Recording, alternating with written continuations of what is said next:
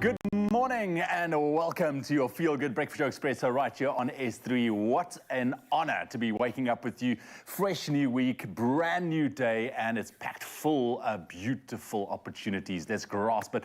We are looking forward to spend the next 3 hours with you. Stick around. Of course, we're coming off the back of a jam-packed sporting action weekend. South African teams produced fruitful scores and we cannot be prouder. It was incredible. Of course, the Netball World Cup kicked off on Friday. First up, though, we are going to be touching base on all FIFA, rugby, and of course those netball results as well.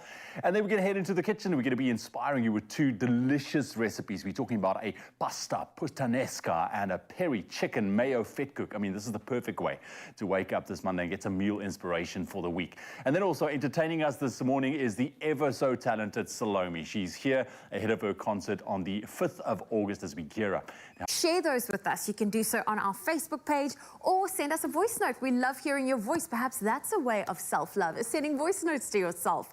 Our number is 063-408-8863. Today is all about self-love on your Monday morning. Well, let's quickly get underway those official duties here straight on with the morning headlines.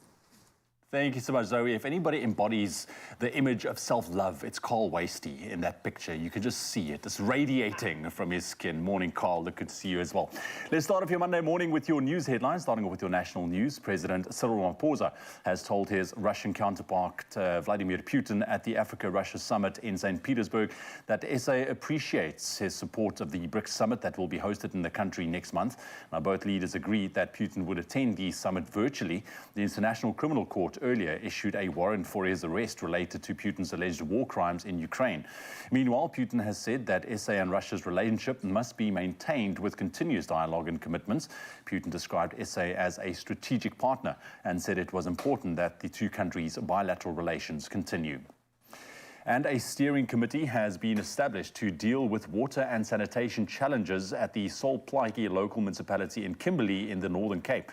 Now, this after Water and Sanitation Minister Senzo Mchunu and Northern Cape Premier Dr. Zamani Sol met with Solplaatje local municipality leaders to find long-lasting solutions to the current water and sanitation challenges in the area.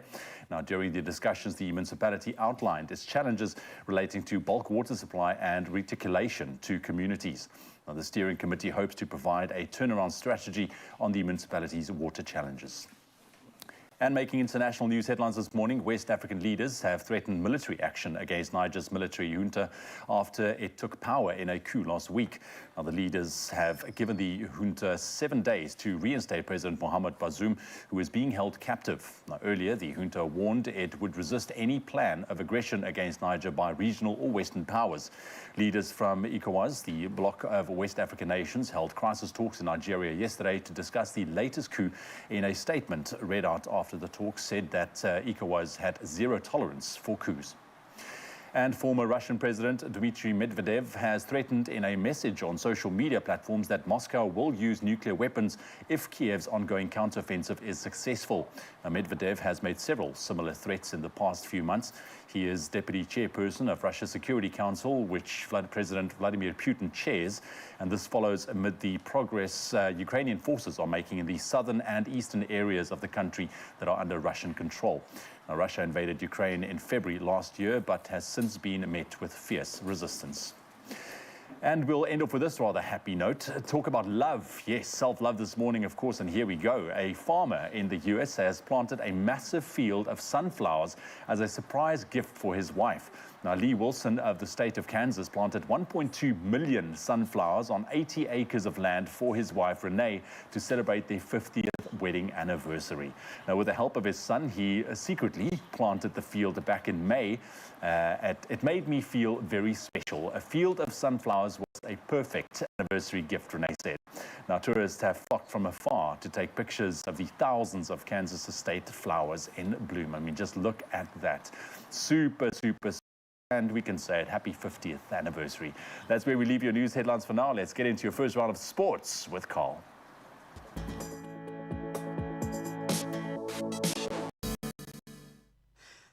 Thanks a lot, Ewan. Let's take a look at your sporting action, starting with rugby, and what a rugby weekend it was. In Saturday's Rugby Championship finale in Johannesburg, the Springboks overcame an early injury to Grant Williams and secured a hard-fought 22-21 victory against Argentina. Mani Libbok's impressive second-half try made all the difference, and meanwhile, the All Blacks dominated Australia with a convincing 38-7 win, securing their consecutive Rugby Championship title and retaining the Bledisloe Cup for a 21st year ahead of the World Cup in France.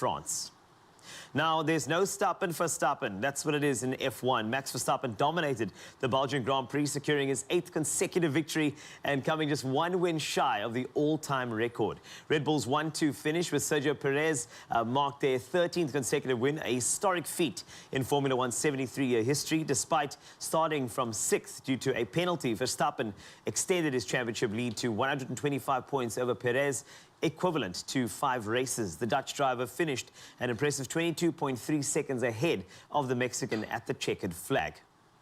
On to cricket action, Australia gained the upper hand in the 5th Ashes encounter at the Kennington Oval with David Warner and Usman Khawaja leading the charge. And of course, they forged a solid 135-run opening partnership before rain halted play on day 4. Despite a challenging target of 384, Australia finds itself in a favourable position with Warner and on 58 and Khawaja on 69 with 249 more runs required for victory and all 10 wickets intact. The tourists look set for a thrilling final day. And on to netball. It's been a fantastic Netball World Cup hosted right here in South Africa, and in their Pool C clash at the Netball World Cup, the Spar Proteas faced their first defeat against Jamaica at the Cape Town International Convention Centre. Despite a spirited crowd, Jamaica's dominance was evident as they secured a 67-49 victory, leading in all quarters. Now the Proteas finish second in Pool C and will now advance to Pool G in the preliminary stage. So well done to our ladies. That's it for your sporting action for now. Let's take a look at the weather, and Zoe is standing by.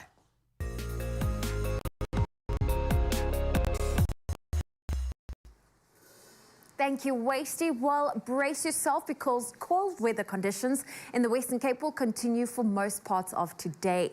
This after a cold front hit the province on Friday. Heavy rainfall occurred over the weekend in Cape Town, the Cape Wine Country, the West Coast and along the Garden Route. Snow fell at Ceres, the Matroosberg and in high altitude areas of the central Karoo. A light cold front moved in over the Western Cape last night, and the result has been light to moderate showers, which should clear up by this evening. No rain is forecast for the Western Cape for the rest of the week. The SA Weather Service has also issued warnings for winds and waves causing disruptions to ports and harbours, and possible coastal infrastructure damage between Plettenberg Bay and Port Edward. Damaging winds are also forecast, which could cause problems for high-sided vehicles on prone routes and localized damage to settlements over the the southern parts of the Eastern Cape. But let's get into your temperatures for today, starting off in Limpopo. If you're in Polokwane, a low of 4 and a high of 40 degrees Celsius can be expected.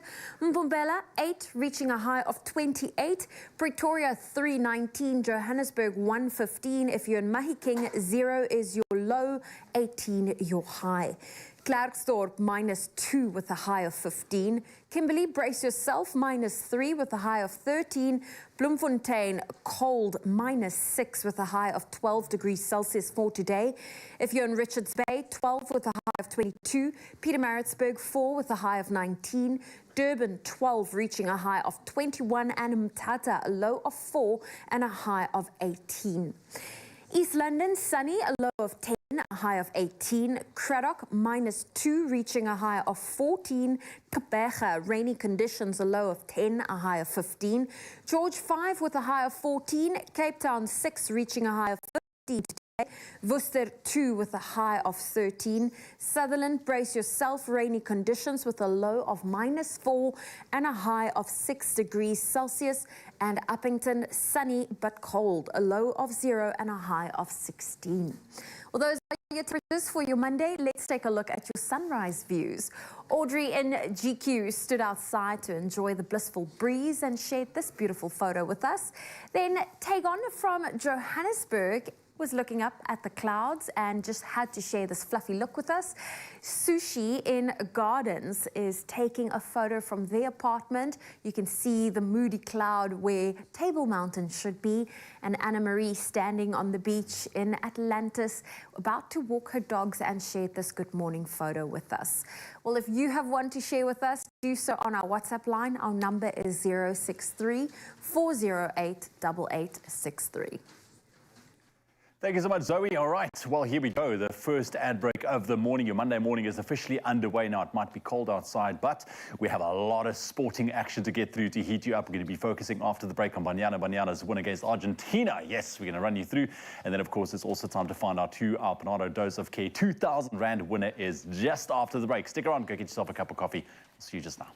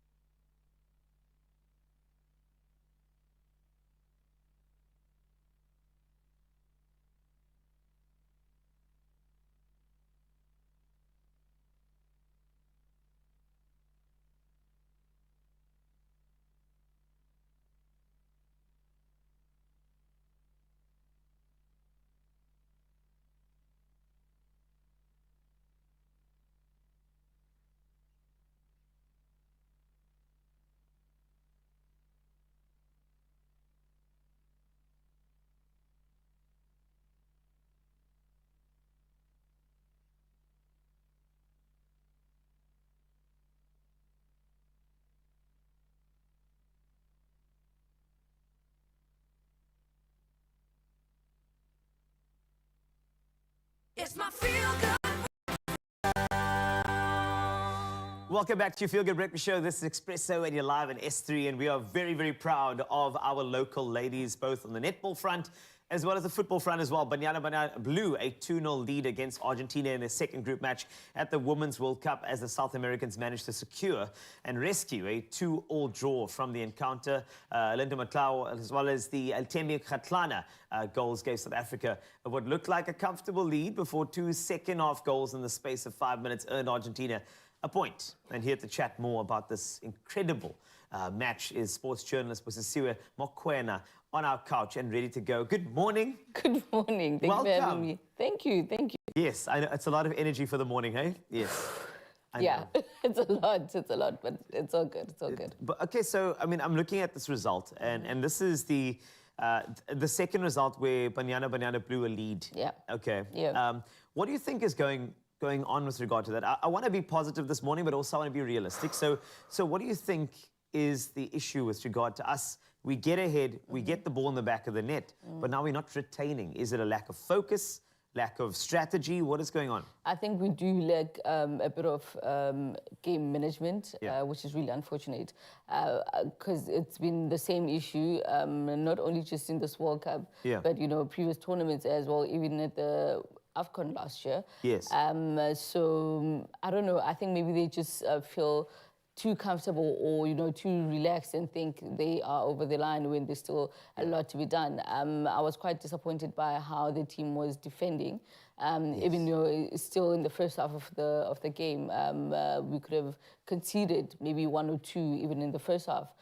So I think that's one of the main things that they need to fix. The regard to us is just, it's 100% paramount to our team's success as well. How important is she to the team in terms of going forward? I mean, you mentioned something to the effect of the fact that we are, fluffing a bit with regard to the last third, and what we need is that type of killer instinct. Yeah, we need the type of killer instinct, but I was quite disappointed with Tembi in the 2 games because she has been quite selfish, up front.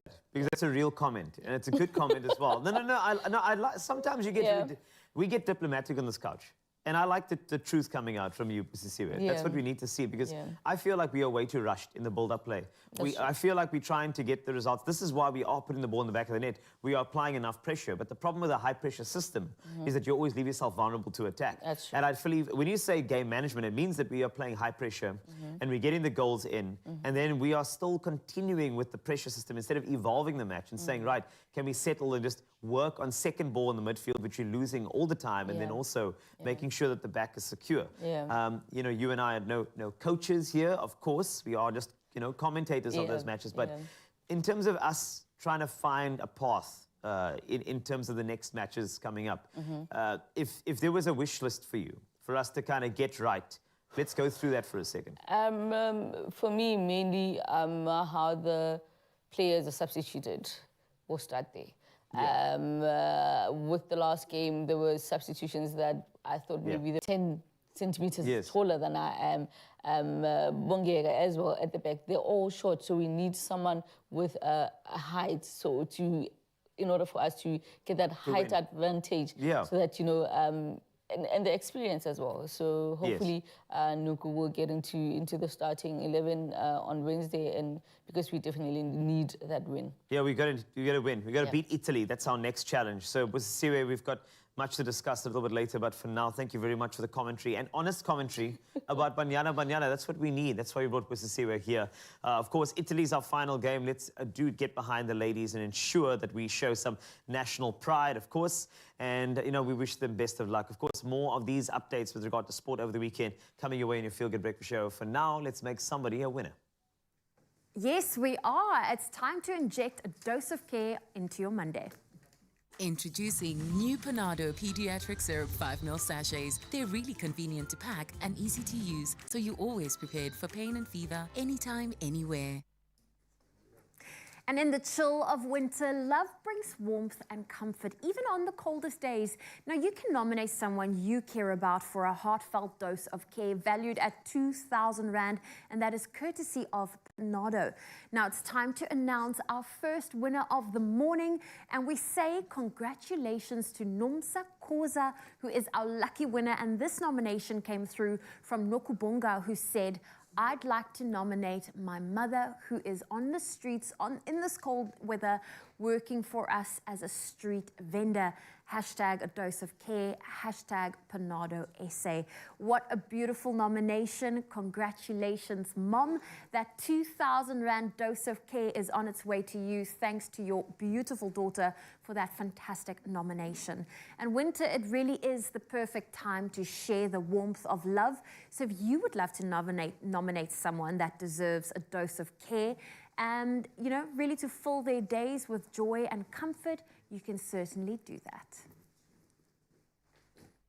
Being a parent can be challenging, but stepping out is when things get real complicated. That's why new Panado Pediatric Syrup 5ml sachets are here to make the job easier. They're really convenient to pack and easy to use, so you're always prepared for pain and fever, anytime, anywhere. Panado, a dose of care.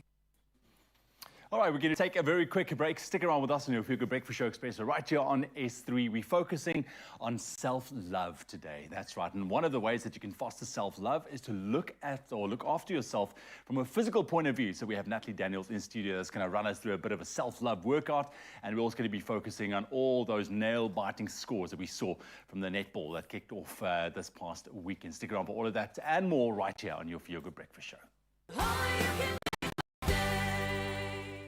Now you can generously give a voice to Storytime. Visit our library of homegrown audio stories at cadbury.co.za.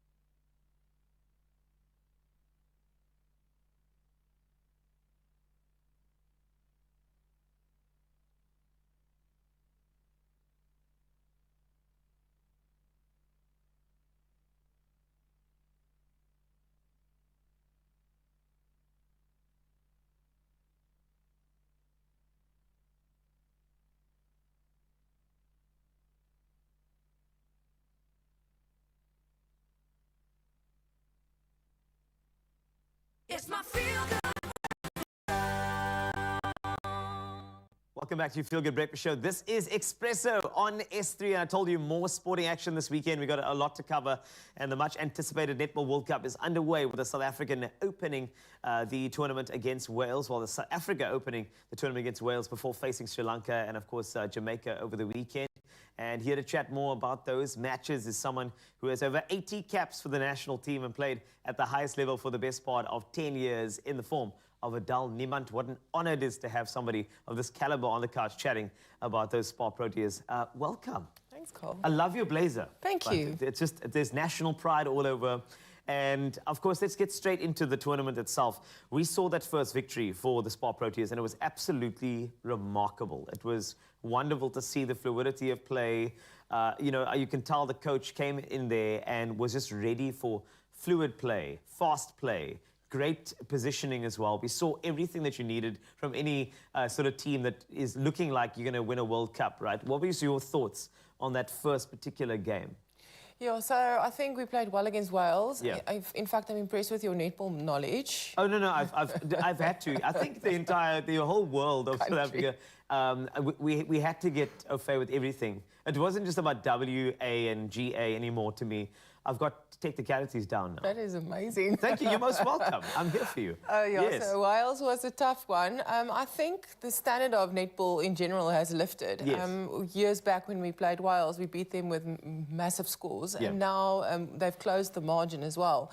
So I thought it was a tough game to play. I think that the ladies just settled into their combinations a bit. Norma tested out a few things. Yes.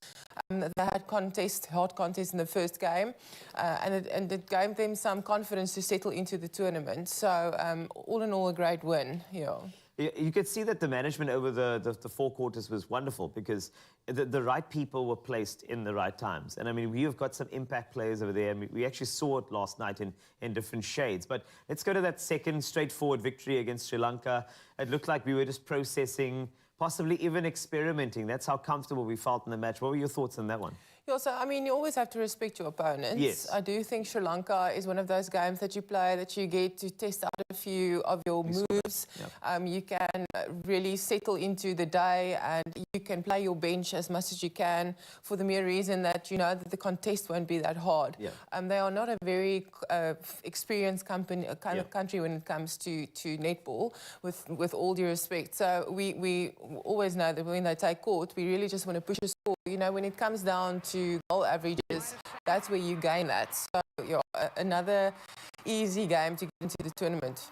Let's go Carla Pretorius, of course, 100th appearance. I mean, you got yourself 80 caps, though, but I mean, how big is that for a player to actually come into a game with 100 appearances and make an impact the way she did? What were your thoughts on Carla? So Carla and I started playing together in Bloemfontein many years ago. So we were a killer combination. So a lot of love for Carla. Yes. And I mean, playing 100 tests for the country, you know, netball wasn't really one of those sports that you could earn a salary from way back when. Yeah. And progressively it's gotten better. So I think for Carla, she's really established herself as one of the best goalkeepers in the country and in the world. And I'm super proud of her that she was able to get to that 100 mark. We don't have many of those, and it's a true achievement. It's a good example to set to the young players that we have, and we've got some very promising young players, and we saw them making an impact against Jamaica, but of course, unfortunately not as much as we could have because a loss in that particular match. I'm going to ask you this question, but I mean it lightly. You know, where do you think it went wrong for us against Jamaica? So, I mean, Jamaica is a different breed. They're very tall. Yes. So to manage the goal shooting circle is a big challenge. And I think we made a few crucial mistakes in the first quarter. I know of two that really didn't go our way. Yeah. And you give them a sniff of victory and they just run with it. Yeah. So that was a bit of a challenge. I do think we didn't turn much ball on the defensive side. And you wouldn't because it's such a, I mean, that 192, 195. Yes. So you have to outjump them. And although we are tall as well, in terms we match them, their feeding is on point. So it's really difficult to turn ball. So you have to capitalize on all of your attacking moves to really create the opportunities for yourself. And you could tell, there were moments where there were a lot of turnovers, so there was great work there. But of course, as soon as they get into that goal shooting circle, it just seems impossible to stop them. That's what it felt like. However, we move on to the next phase of the tournament. What do you see happening for the Spar Proteas going forward into this next phase? Yeah, so they've got an easier game today with Trinidad and Tobago. Yeah. I do think they'll put that one in the bag. And then the big one, of course, against New Zealand. Yep. Yeah, so, always. So it's like the All Blacks taking on the box. Exactly, it's like it's always a challenge. Luckily, we're on home ground, so I think that will give us an advantage. But you need to understand the New Zealand type of play. Yes. I think Norma does that really well, being in Australia herself. They have a fast play, but they've also got an area defence that they employ. Yeah. So we just need to stick to our game plan, as we always say, but really capitalise on our opportunities, keep our centre passes, and turn as much ball as we can. I think there will be more opportunities than Jamaica, but yeah, it's always going to be a challenge. Well, thank you so much for all of the great experience that you've shown with regard to this update of the Spar Proteas, and of course for your service to this country. Thank you, Adele. We appreciate you. And of course, let's continue supporting our ladies as they go into a match against Trinidad and Tobago today. And also, let's continue showing self-love, which is vitally important through a workout like this. Here's Ewan. Exactly like that, my friend. Yep, self-love is what we are focusing on this morning, and it is important that we love and value ourselves, and a regular exercise program is one of the best gifts of self-love that we can give ourselves. Taking the time away from ourselves, from our busy lives, and just participating in physical activity is essential to a happy, healthy, and well-balanced life. And this morning, here to provide us with that escape this morning is fitness instructor Natalie Daniels, as well as fitness enthusiast Duduzile Yula. Dudu, Natalie, lovely to see you girls. Welcome to your Feel Good Breakfast Show. So much. Good morning. And Lekker. Let's love ourselves this morning. Yes. So before we got started, Judy just said, be kind to me, eh? Be kind. So it's exactly that. That's self-love for me. It's all about how can I be kinder to myself. So it's exactly that. Yeah, so absolutely. Waking up in the morning, you feel like, I really don't want to do this, because I'm sure some of us that are seated now or in bed still, I don't want to work out. So it's all about a mind over a matter. And the thing with this is I think a lot of people have this idea of, working out, I have to go to a facility and I have to go and lift weights or go run on the treadmill for hours. But you can do it in your own home, which is amazing. Just a little bit of get the blood flowing, get the endorphins up out there, So you can do it in a small space, which is super, super essential for you as a person to foster that self-love, right? I think you mentioned that big word, just get started. So there how you you start your morning. So what are we going to do? Come take us through, we'll Natalie. The breathing. So you just put your hands up. Oh, we're starting our day, and you're going to just reach out and touch your toes. Oh, straight legs. Oh, this is goat yellow. Feels good. Thank you. That feels good. And we do another one. Reach up. Oh, there we go. and one more, touch your toes. Now, that other feel-good action that I think we all love, and we usually go to others for this, it's a hug. So a hug is an action that makes you feel good. But now, how can you give yourself a hug? Hugs have got this beautiful thing, so just keep, oh, okay, feel that? I can feel that. And then just go good, side. it's working. Oh, push it to the one side. Okay, that choppy or whatever over the weekend. We actually, from a weekend, myself and Dudu, with educators where we shared with them about, you know, embracing self and embracing what you do and self-love. So we're from that, okay? All right. One more. There we go. Come, Zanzi, get involved. Give yourself a hug this morning. Okay, there we go. Next one we're going to do, you know the drill. So just lifting up the knee, hugging the knee, and down. Oh. And lifting up the knee, hugging the knee. Oh. Okay. Any yipper. Any yipper. It feels good. And ears. And I mean, this is also a great opportunity during these kind of movements to breathe, because even though we are human and we need oxygen, we forget to breathe properly during the day because of stress, anxiety, whatever the case may be. And all these areas, it's actually getting all that tension. The tension lies in the hips, in the shoulders. That's it. In the back. Last one. And then I know this is the other one. So just giving yourself a good back massage. Ooh. You got this. There we go. You got this week. Those arms. 4 more, 3 and 2 and 1. And then we're going to go to our little buddy over here, which is your resistance band. I love know. these. Especially sometimes if you need a friend if to you travel a lot or sit in the office for long hours, this is your friend. Yeah, sometimes you need a friend to tell you, girl, you look good. You can do this. Okay? Sometimes the self-love doesn't come quick enough to all of us. So get a friend that tells you, say it, my suit. You look good. Okay, so this one, we're just lifting it up, pulling that core, and bring it down. And pick it up and smile while we're doing this. We love this. We enjoy it. There we go. 4 more. And 3, good. And 2, and now you're gonna hold it up, pull in that core, pull in that tummy, pull in that glutes. Got it. Keep it all together. I'm feeling it. There's the self-love, show them the self-love. There we go, that's the self-love. There we go, both ways, 4 and 3 and 2, and bring it down, good. And then all of the last one we're gonna do is I call it around the world. So you should feel like you're traveling and you're doing everything all around the world. So you're gonna go around the world today. I'm going around the world. And you do another one. Ooh! There we go. In the arms. In the shoulders, in the core. Oh. Breathe. Oh. And I love the music, eh? It's it brings very me to tranquil. myself. Sometimes you gotta just do that. One of the educators actually said that to us over the weekend. I'm just calling myself to myself. And that's what you gotta do with exercise. Give me 1 more. And relax, breathe, let go of it. And just finish it off with shoulder rolls. While you're thinking about, oh my gosh, what am I gonna get dressed in? What's my outfit for the day? It's a great moment that you can take just to plan. There we go. See? Beautiful. And that's it. And that's it. Basics, just keeping it to yourself and doing. I love that, because it's not always just about physical, strenuous exercise. It's about movement. And that is the thing. And getting that, getting the mental juices flowing a bit, with the blood going, get the heart rate up just a little bit. I mean, this is the perfect way to start your week. And I think you can definitely find, you will see, once you do something like this, inspiration. It definitely falls. Thank you, Natalie. Awesome. Thank you so much. Appreciate that. Yeah, it's been lovely. Appreciate that.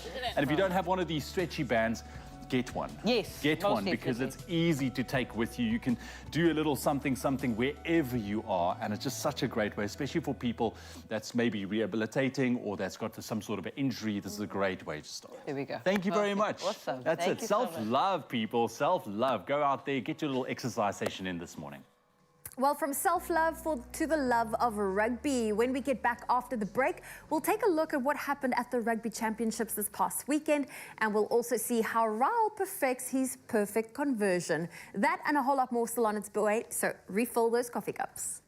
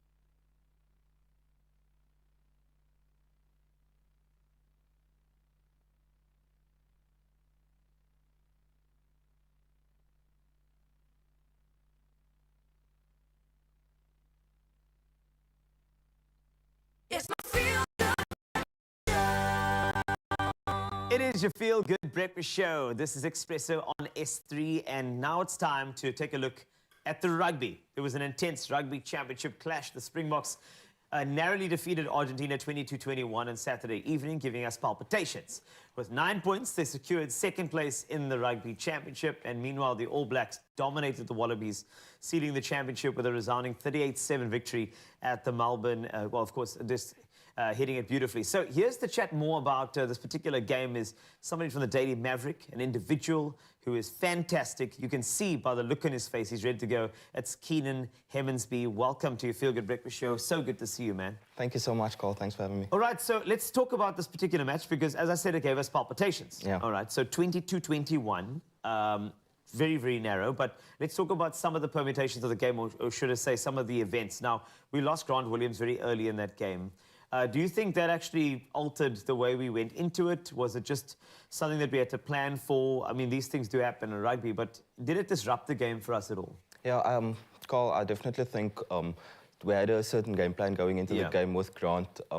He's very fast, he's an elusive player, so we obviously, Argentina's a big pack, they've got big forwards. We wanted to, I'm assuming we wanted to exploit the spaces around the fringes with Grant Williams, extra pace. Unfortunately, we lost him in the first minute of the game. We can see that it was his first test start also, unfortunately. So, yeah, but Faf de Klerk came on. He's an experienced guy. He did his job. He's won a World Cup. So it was work as usual for Faf, but we didn't get to see what Grant could do on the big stage. I was disappointed, though. I was excited about Grant, but of course, you know, we wish him a speedy recovery. But of course, let's go over to our captain, Thor, Dwayne Vermeulen, saying that you know, we could have been a lot more disciplined in areas, and it's a matter of ill discipline. That was the reason as to why I suppose that particular score was narrow. I mean, what are your thoughts on that? Was it a lack of discipline that kind of nipped us here and there in some crucial areas against Argentina?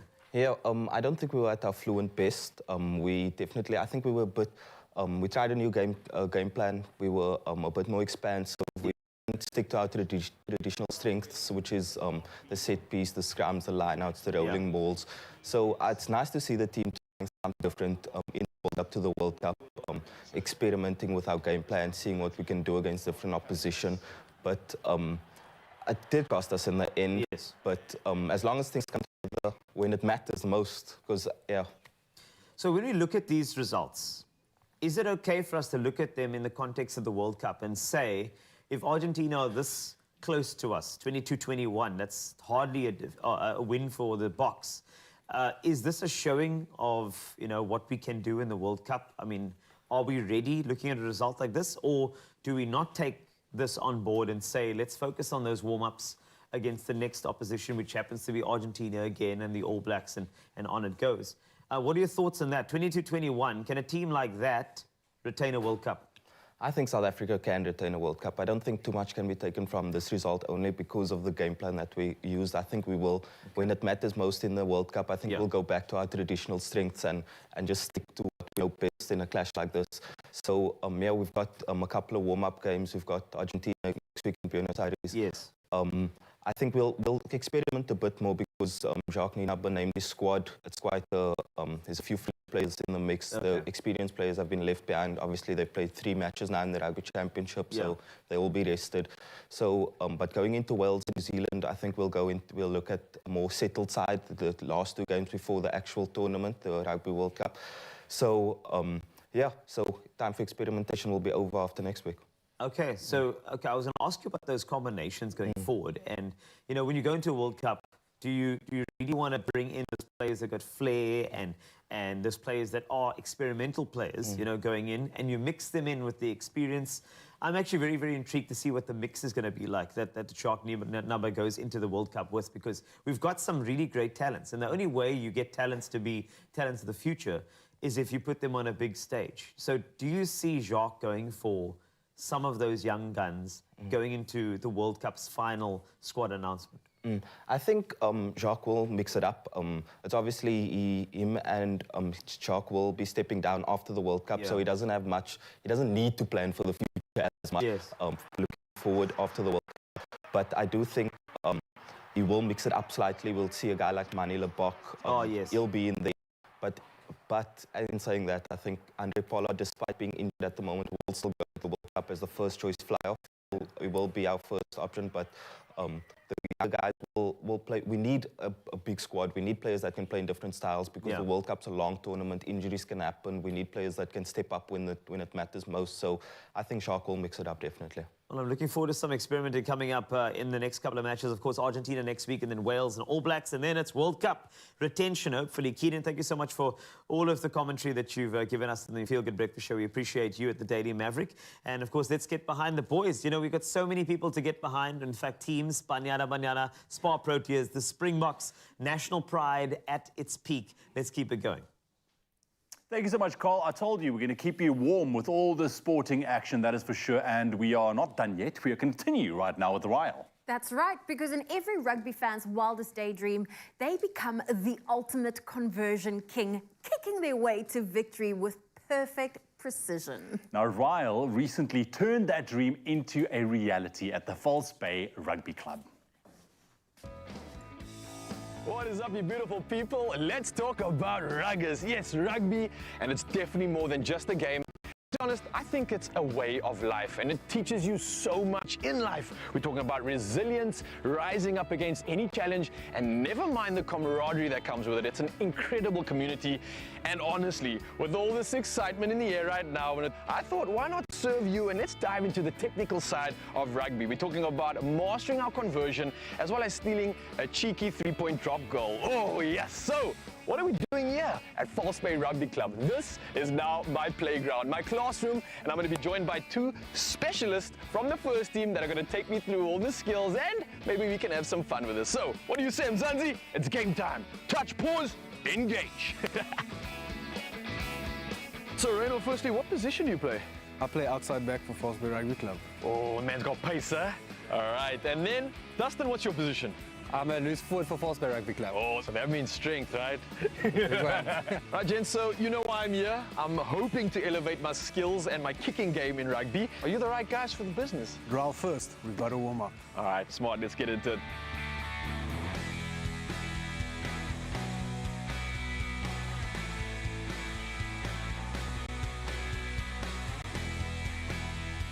All right, Reno, the first thing I want to get down is the place kick. I've seen that thing take place anywhere on the field. We've seen the likes of some Stains doing crazy things when it comes to distance.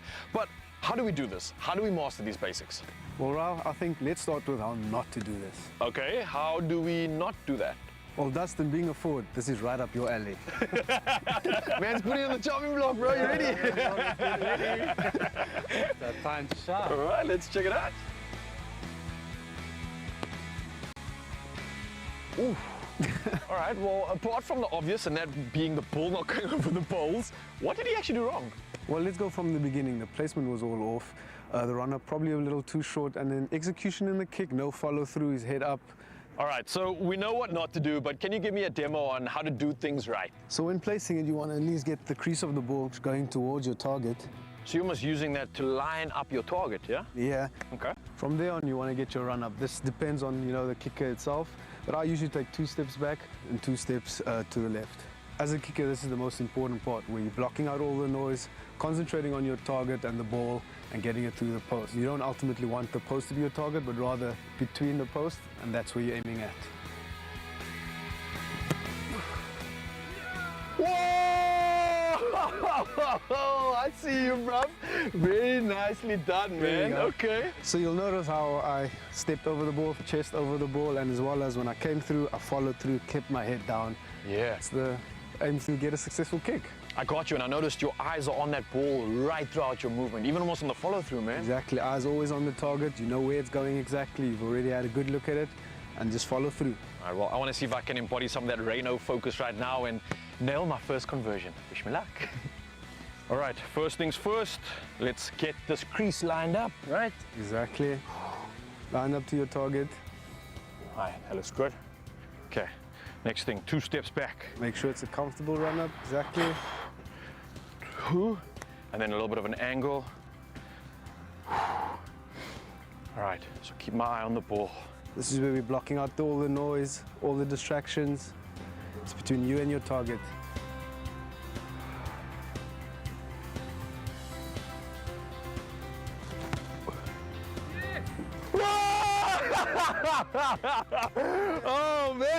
the man knows what he's talking about.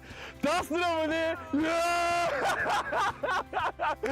Whoa, man, I can clearly see why you guys are hooked to this. Definitely feeling the rugger vibes right now. I'm ready to sign up for a club, but before we do, I still got to master the skill of the drop goal, and I know that's a technical one, so should we get into it? Yeah, let's get into it. Grab some balls.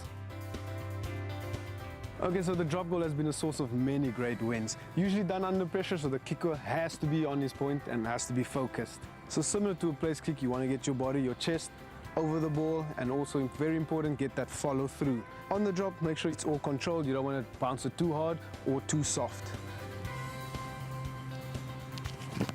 Oh boy! Yeah! Yes, Nice. man! Easy as pie, baby! Nice, well, boys, now I've set the standard. Your turn to do it. Ooh, pressure's on. Let's go, Dusty. Let's go. Oh, power, boy, lovely. Hey, the pressure is on. All right, let's go. Ooh, sweet. Boys, lovely stuff. Okay. Honestly, the endorphins are so high right now. I think I'm ready to play a game. What do you say? Well, in the spirit of competition, let's do a best out of 3. It's game time, Dustin. And the pressure's on. Dustin with the first kick. Oh, it's a beauty. Yes. Up for the second one. Can he get Oh, it? yes, let's go. He's nailed it. It's One a 3 more. out of 3. Will he finish off in style? Yes, man. Oh, dude, 3 out of 3. 3 out of What 3. the- Let's go. Your turn, you're up, Rob. Wow, okay, let's go. Jeez, man. You're up. Let's go, Ryle. In the pocket. That's the first one. Ooh, okay. Slightly to the left. Let's go, let's go, let's go. Oh, brilliant. Pinpoint accuracy. Last one. Ryle for the win. World Cup. Oh!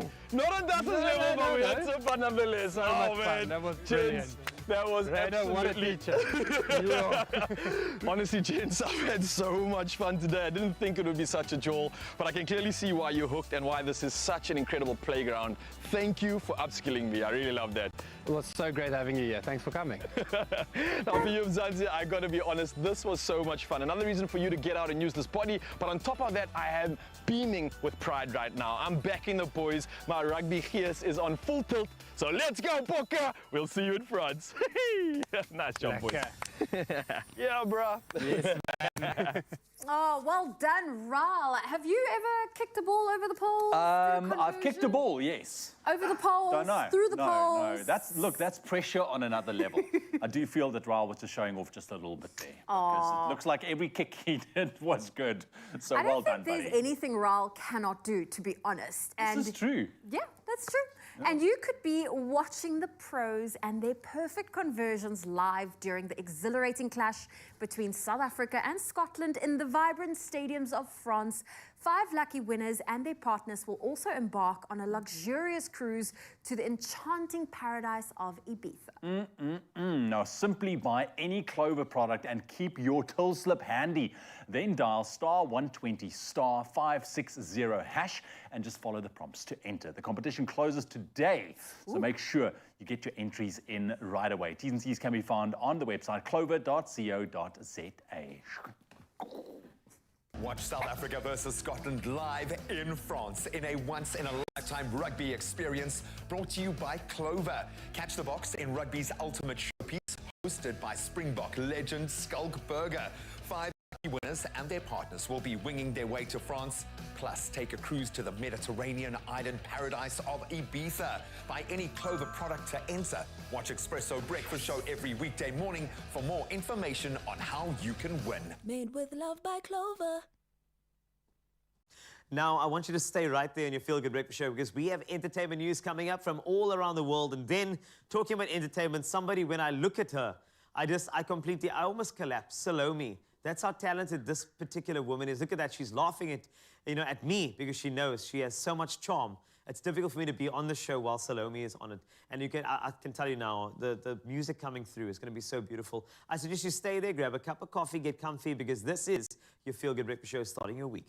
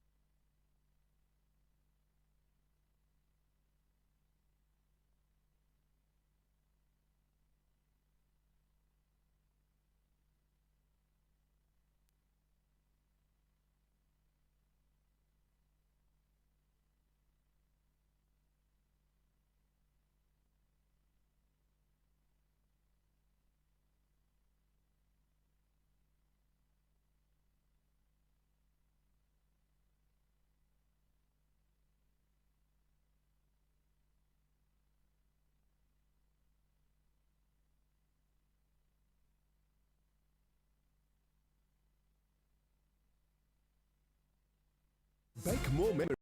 Win big with a tasty and royal baking powder. Watch the show every Tuesday evening at 7 and enter our field competition by creating your unique own bake weekly theme using royal baking powder. Post the competition post on social media using #TheTastemasterSA and stand a chance of winning a KitchenAid stand mixer and more every week. Unleash your creativity with the Tastemaster SA and royal baking powder. We'll see you in the Tastemaster kitchen. It's my Feel Good Breakfast Show. Welcome back to your Feel Good Breakfast Show. 1 hour down, 2 more to go. Let's quickly catch up with those morning headlines. Here's Ewan. Thank you so much, Zoe. 3 minutes to 7 o'clock on your Monday morning. Let's take another look at your news headlines. Starting off with your national news. Electricity Minister Kgosienso Ramakgopa says the present cold weather is contributing greatly to Eskom's diminished capacity to meet electricity demand. He said in Pretoria that the power utility had improved systems and plans to ensure keeping the lights on. He said the focus was to stabilize the energy grid and to end load shedding, and yesterday urged all South Africans to reduce their use of electricity because of the current cold weather. Now, doing so would alleviate pressure on the system and avoid higher stages of load shedding. And President Cyril Ramaphosa has told his Russian counterpart Vladimir Putin at the Africa-Russia summit in St. Petersburg that South Africa appreciates his support of the BRICS summit to be hosted in the country next month. Now, both leaders agreed that Putin would attend the summit virtually. The International Criminal Court earlier issued a warrant for his arrest related to Putin's alleged war crimes in Ukraine.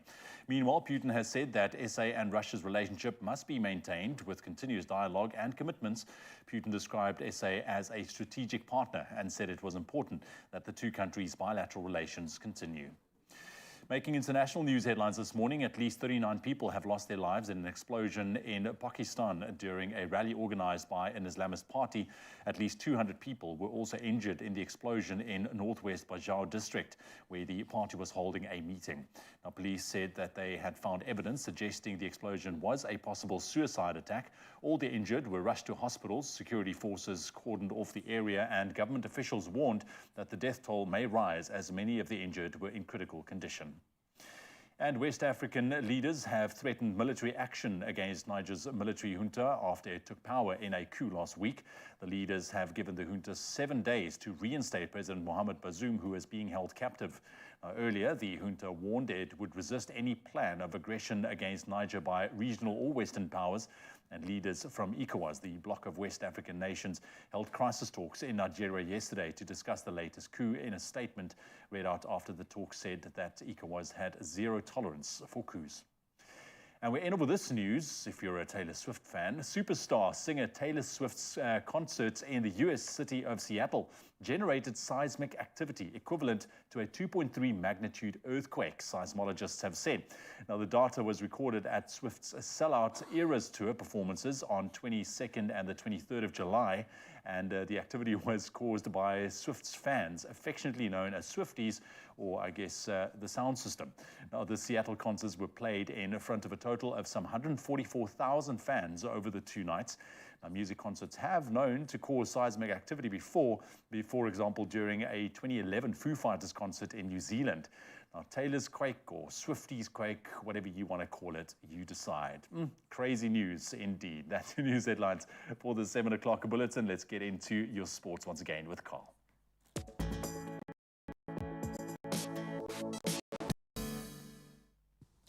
Jumping swiftly into sporting action, starting with rugby and Saturday's Rugby Championship finale in Johannesburg. The Springboks overcame an early injury to Grant Williams and secured a hard-fought 22-21 victory against Argentina. Mani Libbok's impressive second-half try made all the difference. Meanwhile, the All Blacks dominated Australia with a convincing 38-7 win, securing their consecutive Rugby Championship title and retaining the Bledisloe Cup for a 21st year ahead of the World Cup in France. On to Formula One. Who is stopping Max Verstappen? That is the question. He dominated the Belgian Grand Prix, securing his 8th consecutive victory and coming just 1 win shy of the all-time record. Red Bull's 1-2 finish with Sergio Perez marking the 13th consecutive win, a historic feat in Formula One's 73-year history. Despite starting from 6th due to a penalty, Verstappen extended his championship lead to 125 points over Perez, equivalent to 5 races. The Dutch driver finished an impressive 22.3 seconds ahead of the Mexican at the checkered flag. On to cricket action. Australia gained the upper hand in the 5th Ashes encounter at, of course, the Kennington Oval with David Warner and Usman Khawaja leading the charge. They forged a solid 135-run opening partnership before rain halted play on day 4. Despite a challenging target of 384, Australia finds itself in a favourable position with Warner on 58 and Khawaja on 69. With 249 more runs required for victory and all 10 wickets still intact, the tourists look set for a thrilling final day. And onto netball. In their Pool C clash at the Netball World Cup, the Springboks Proteas faced their first defeat against Jamaica at the Cape Town International Convention Centre. Despite a spirited crowd, Jamaica's dominance was evident as they secured a 67-49 victory, leading in all quarters. The Proteas finish second in Pool C, and they will now advance to Pool G. That is a preliminary stage that we definitely are excited about. And that's it for your sport for now. Another update in 1 hour. If you are still heading to work, here is what's ahead of you with Zoe.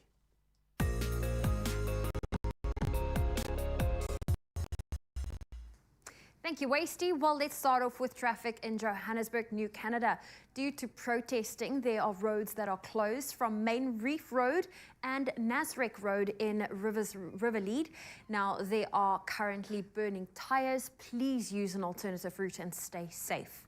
Moving to the Western Cape, in Cape Town, Bellville, there's been an accident on the N2 inbound at Robert Sobukwe Road. The left lane is blocked. Do expect delays. And in Blue Downs, Cape Town, there's been an accident that's on the R300 northbound before Hindle Road. All lanes are currently open. Please approach with caution. That's your traffic. Let's take another look at your weather.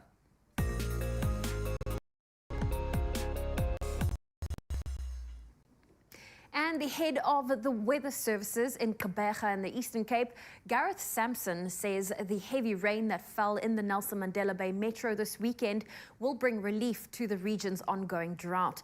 The Koga Dam, one of the Metro's largest, is expected to see a significant rise in level.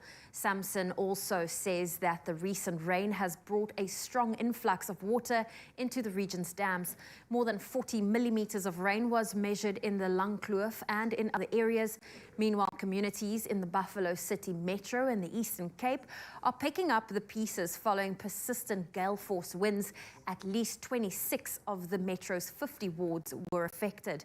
Heavy rain in some parts of the province has damaged road surfaces and closed routes are in fact, some routes are closed. Emergency personnel are attending to fallen trees and road accidents, and the heavy downpours are expected to continue for the next few days. Well, that was your weather news. Let's take a look at your temperatures. Starting off in Polokwane, a low of 4 with a high of 20. Mbombela 8 reaching a high of 28. Pretoria 3, 19. Johannesburg sunny with a low of 1, a high of 15. Mahikeng 0, 18. Klerksdorp, your low is -2, your high 15. Kimberley -3, reaching a high of 13. And Bloemfontein, brace yourself, your low is -6 and your high 12 degrees Celsius. Richards Bay 12 with a high of 22. Sunny in Pietermaritzburg 4 with a high of 19. Durban 12 reaching a high of 21. Mthatha 4 with a high of 18. East London sunny, a low of 10, a high of 18. Cradock, a cold start, -2 with a high of 14 for today. Gqeberha expects some rain, a low of 10 with a high of 15. George 5, 14. Cape Town 6, 15. If you're in Worcester today, 2's your low, 13 your high. Sutherland, probably the coldest place with a low of -4 and a high of 6 degrees Celsius with some rain. And Uppington, your low is 0, your high 16 degrees Celsius. Well, those are your temperatures for your Monday morning. Let's take a look at some of your sunrise views. Matt from Soweto shared this tangerine photo. Look at that. Ken in Keymouth shared this brightly lit orange sky. Absolutely magical. Francis in Cape Town standing outside Grote Skuur, watching the sky change color. Look at those pinks and blues. And last up, we have a video that was sent in from Greg from Peri Beach. And look at that. What a great way to start off the day. Well, if you have a good morning photo or video, we love seeing them all. Please continue to share it with us. Our number is 063 408 8863. Thank you so much, Zoe. All right, Mzansi, I hope that you're all properly awake now on this Monday morning. When we come back after the break, we delve deeper into some self-love discussions this morning. It's all about self-love and caring for ourselves this morning. We get some great advice heading your way, and then we're also going to be announcing our next 2,000 Rand winners. Stick around with us on your Feel Good Breakfast Show right here on S3. We'll be back after the break.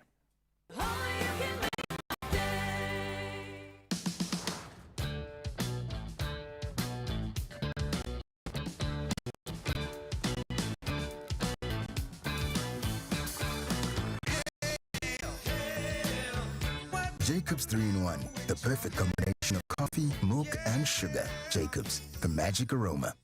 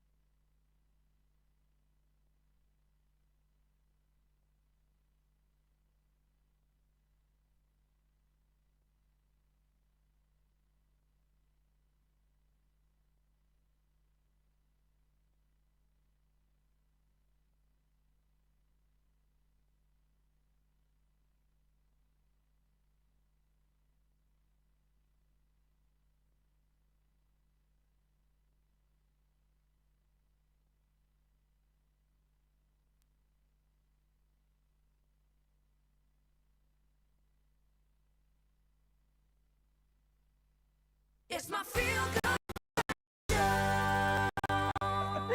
Welcome back. It is your Feel Good Breakfast Show. We hope you have your coffee cups ready because it's that time of the morning for us to take a deep breath in. Gentlemen, deep breath in. And hit pause. It's time to hit pause with Jacobs.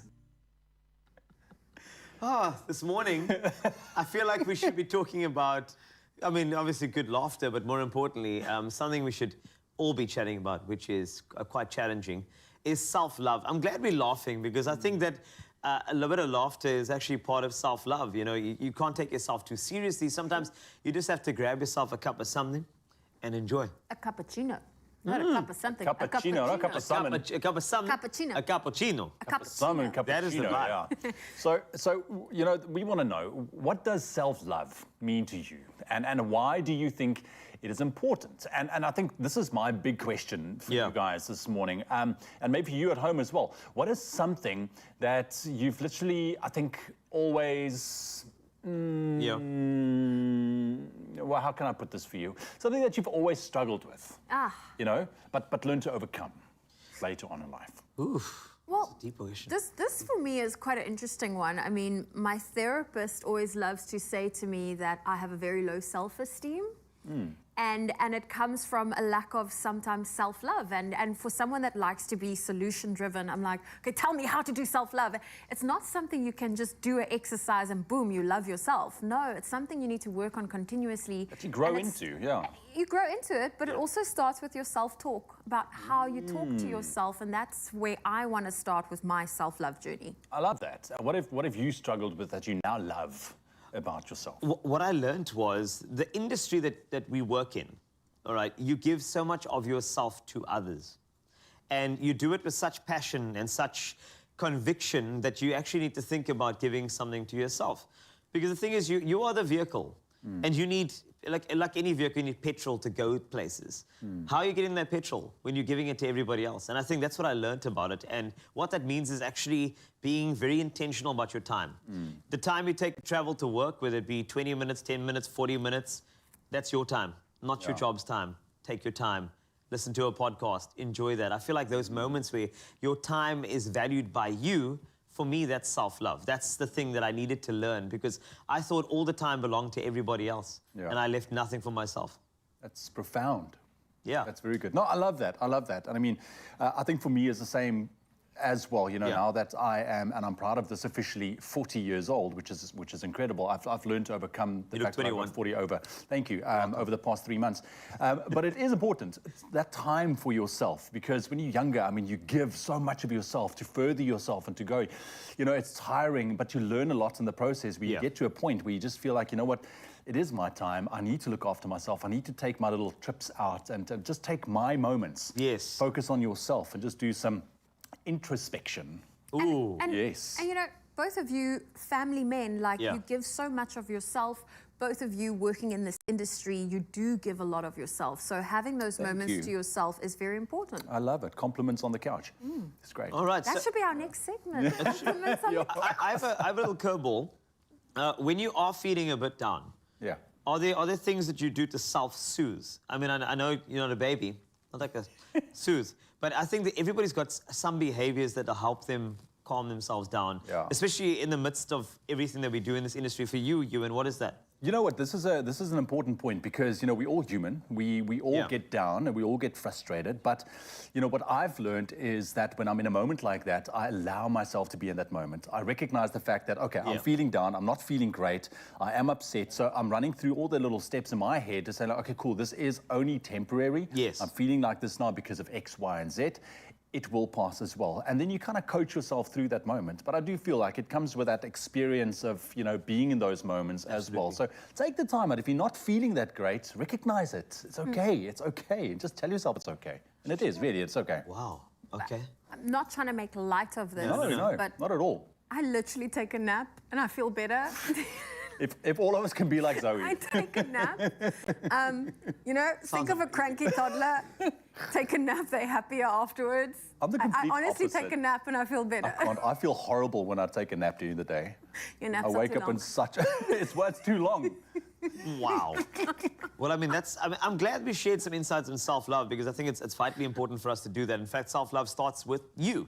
And we don't need to sort of, you know, external validation when it comes to it. We actually have enough. We need to look in a mirror and say that we are enough. And I encourage you to spend time with yourself and your thoughts and to be comfortable in your own company and use your coffee break as your chance to find 10 minutes of peace during the day. Don't drink your coffee hunched over your work. Go sit somewhere peaceful, hit pause, savor the moment, love yourself, drink the coffee, then take a nap. Oh, golden.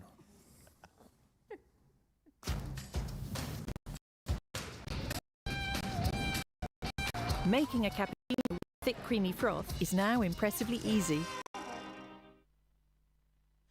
And after that little pause moment, it is time to make somebody a winner. Introducing new Panado Pediatric Syrup 5ml sachets. They're really convenient to pack and easy to use, so you're always prepared for pain and fever, anytime, anywhere. So, we've been sharing doses of care over the past 2 weeks, and your nominations have been warming our hearts and the hearts of others, receiving 2,000 Rand cash. We are so excited to announce our next winner. Congratulations to Lawrence Governor. Congrats to you. You're our lucky winner, and I can't wait to read this because Lavendry sent this one through and commented, I nominate Lawrence Governor. You so need a dose of care. This could buy you the reading glasses you so need. Hashtag a dose of care, hashtag Panado SA, hashtag Expresso, and we do have Lawrence on the line. Hello, Lawrence. Welcome. Hi. Good morning, team. How are you guys? Oh, we are so good. Thank you so much for making yourself available for this chat. I needed to because Lavendry had a great comment on our post about you needing reading glasses. How does it feel? Let's start there, to be nominated for a dose of care. It feels awesome. Yeah, I mean, this is my first time on air, and being nominated as a finalist is awesome. Well, I mean, you sound very, very good. That's great. You just called yourself a finalist, Lawrence, but you are actually a winner. Wow. Of 2,000 Rand, Lawrence. Let it sink in, Lawrence. It's happening. It's happening. Yes. Thank you, guys. Wow. Oh, my word. You called yourself a finalist. Never. I would never wake you up this early to call you a finalist. Thank you, guys. Lawrence, so let's very quickly. Lavendry sent this in. A dose of care. Can you just briefly tell me what it means to you? Tim, I've been having problems with my eyesight, and I couldn't be able to drive. I couldn't see at night. Yeah. And I've been to the optometrist, and I was told that I have dry eyes, and I need a bifocal glasses. Okay. Which the lens alone cost 8,500. And this 2,000 rand that I've won really helps a step further towards my glasses. And I love the fact that we can actually have a dose of care that'll make a very significant difference in your life, Lawrence. Congratulations. And no, you are not a finalist. You're a winner of 2,000 rand. So allow that to go toward the reading glasses. And you can see clearly now. Expresso is here. Yeah. Thank you, guys. Thank you so much. You're most welcome. Thanks a lot, Lawrence. And to you, Lavendry, for nominating Lawrence. That was very, very sweet. And we love to continue these heartwarming moments here in your Feel Good Breakfast Show, especially in winter. A dose of care, courtesy of Panado. Being a parent can be challenging, but stepping out is when things get real complicated. That's why new Panado Pediatric Syrup 5ml sachets are here to make the job easier. They're really convenient to pack and easy to use, so you're always prepared for pain and fever, anytime, anywhere. Panado, a dose of care. All right, so from a dose of self-care to self-love, we're heading into entertainment news after the break. We've got lots to get through. We're going to spill some tea on what's the latest, and we're going to find out where Anele Mdoda wants to move next. Where in the world is she going? We'll fill you in all those details. And then we have the band here. We have the incredible Salome here. She is here looking all kinds of fabulous, who's going to bring us an epic performance ahead of her Women's Day, or Women's Month concert this coming weekend. Stick around.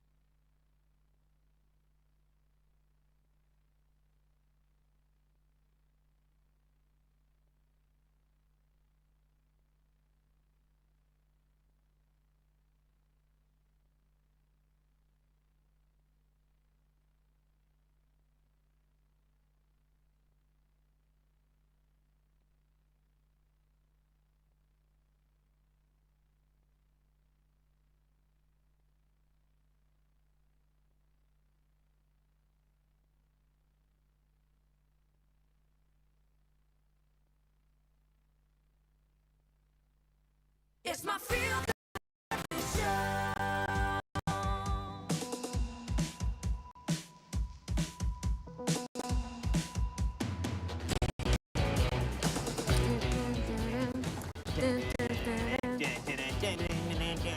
Sorry. Welcome back. It is your Feel Good Breakfast Show. We're bringing you a bit of entertainment news, and I mean there are ongoing strikes in Hollywood and a little bit of plastic surgery regret.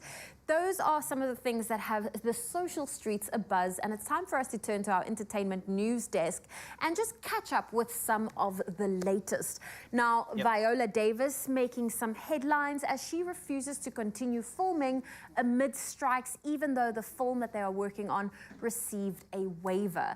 And I love that she said on her social media, I stand in solidarity with my unions and actors, and she is gonna, you know, continue with the strike. I think that it's a massive act of solidarity, even though there was a waiver. I think what that shows is that as an actress, you need to make sure that everybody is feeling like they are part of this, because it's for a very, very good cause as well. You want equality and maximum equality in the industry. The only way to do that is for total solidarity, and we've seen it all over. We have seen it all over. In fact, the strikes have also led to the Emmy Awards being postponed, and what is quite interesting is it is the first time that both unions have been striking simultaneously since 1960. So a lot being said about, and if, in fact, I think a lot of people striking, their voices and actions are being heard. And I think you should just piece together on social media how many of these individuals have gone on video and said the fractional amounts they get from massive productions. Well, you and I hear box office, it earns $500 million at the box office. Then you hear some of the cuts that these actors and actresses are getting, the writers and producers. It is appalling. So I think this is going to come out to a very, very equal and amicable end, in my opinion. Well, that's the hope. But let's lighten things up, because Anela Mdoda, all right, we know her, one of the most loved broadcasting personalities in the country.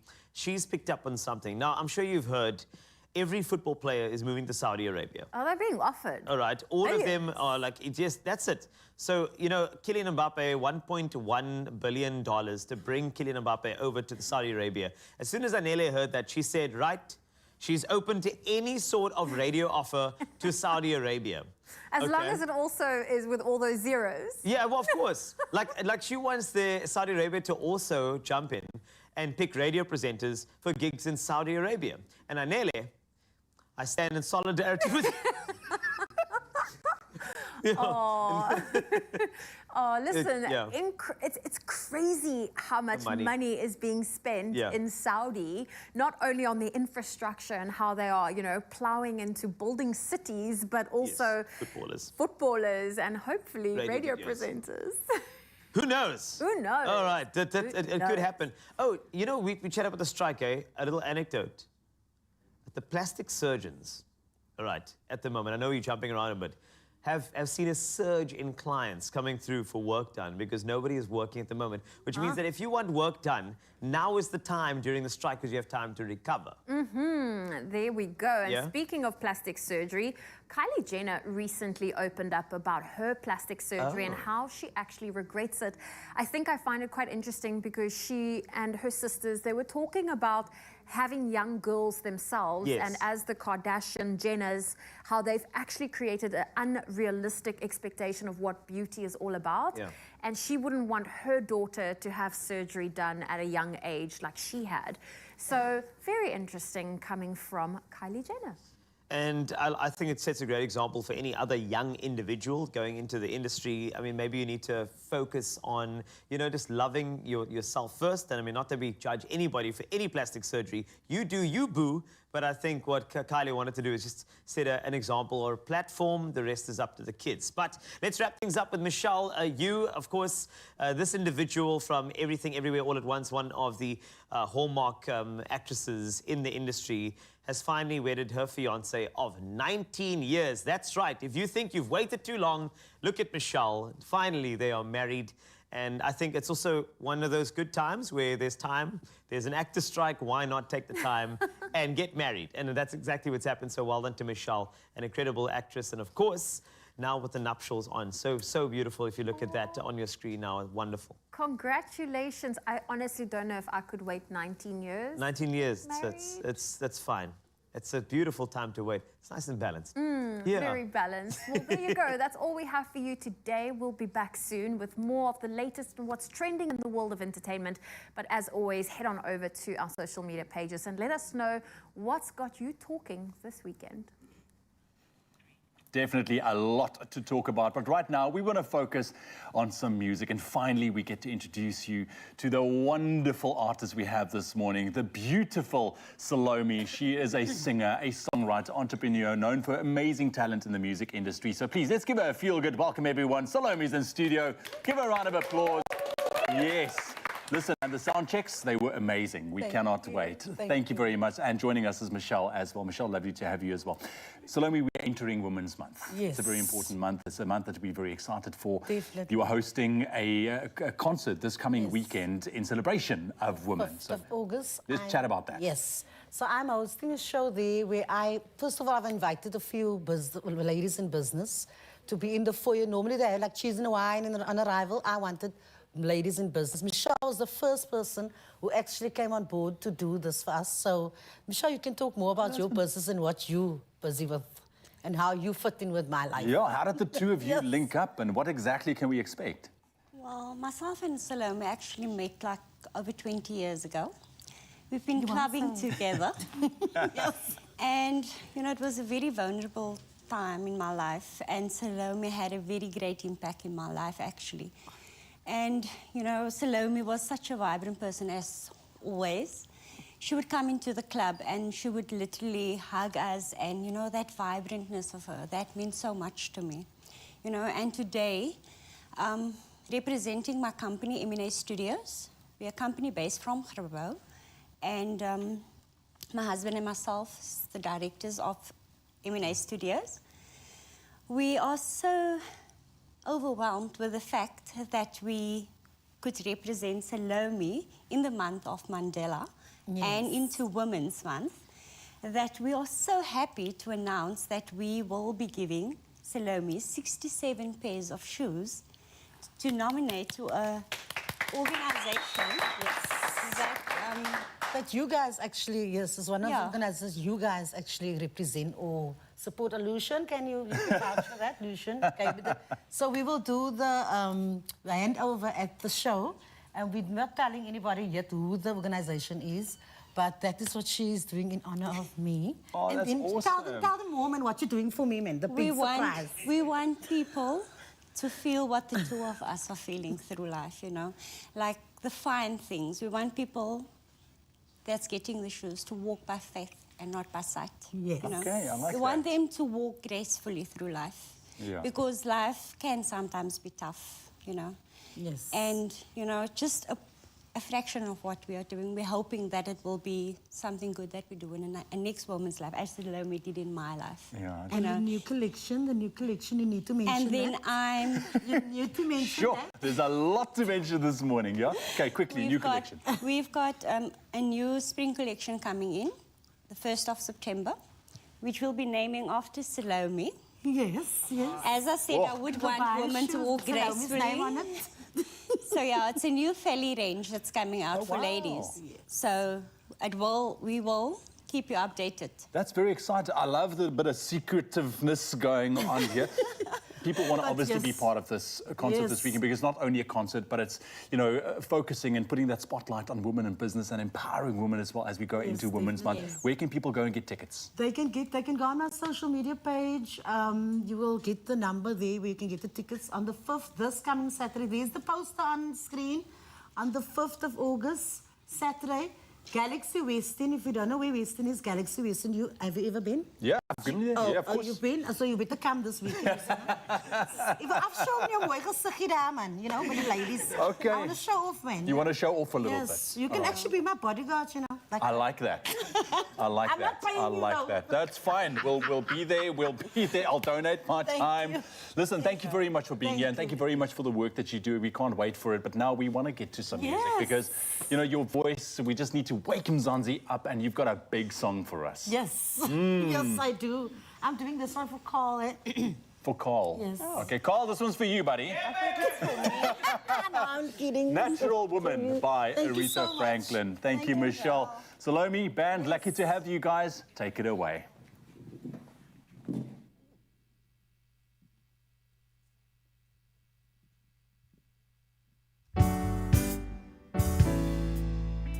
Looking out on a morning rain, I used to feel so uninspired. And when I knew I had to face another day, Lord, it made me feel so tired. Before the day I met you, my life was so unkind.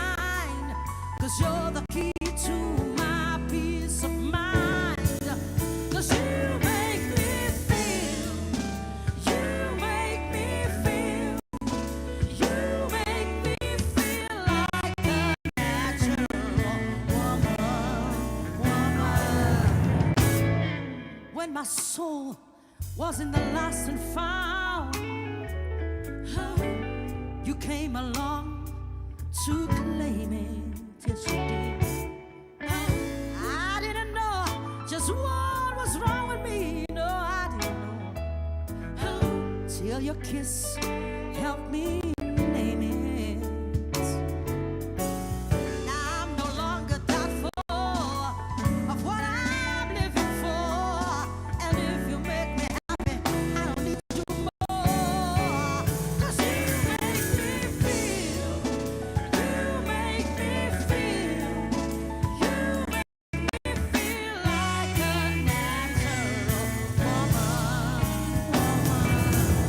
Oh, baby, baby, what you done to me, call you make me feel so good inside. Oh, baby, and I just wanna be close to you because you make me feel so alive. Close to you because you make me feel so alive. You make me feel, you make me feel, you make me feel like a natural woman. You boy, yeah you call, you make me feel, baby, you make me feel like a natural woman.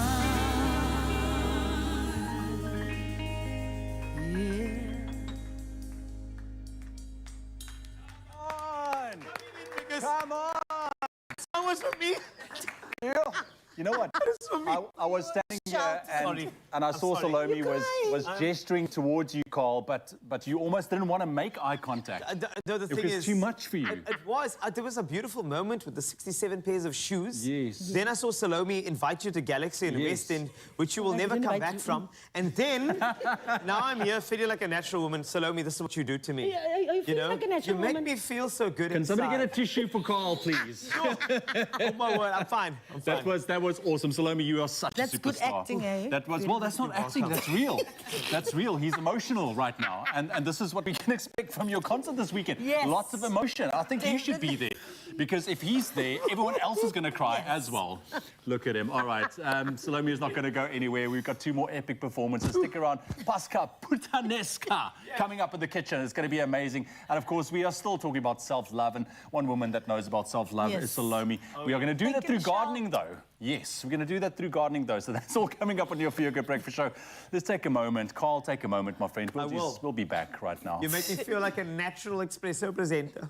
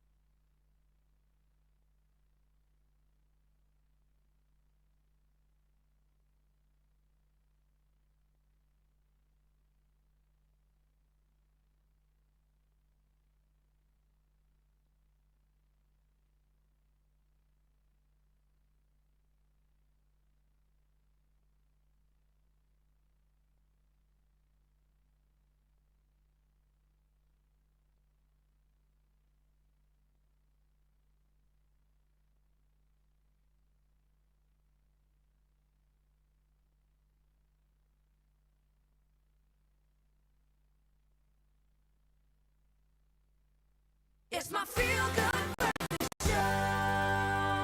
Welcome back. It is your Feel Good Breakfast Show, Expresso on S3, and today is all about self-love. And self-love, it comes in many forms. For some, it is as simple as grounding themselves in their garden or the plants they have indoors.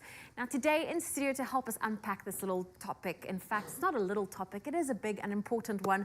We have content creator and gardening expert, Asadullah Parker himself in studio. It's so great to have you here. Thank you for joining us again. Thank you so much for having me again. I'm excited for today's episode. Oh, listen, this is exciting because plants, I love them. I love the thought of them, and often I tend to kill them. So I'm here to learn, and I might be a bit selfish in my direction of questions, because plants, it really is such a wonderful way to not only improve your immune system, but also to help you relieve stress. It creates a sense of responsibility.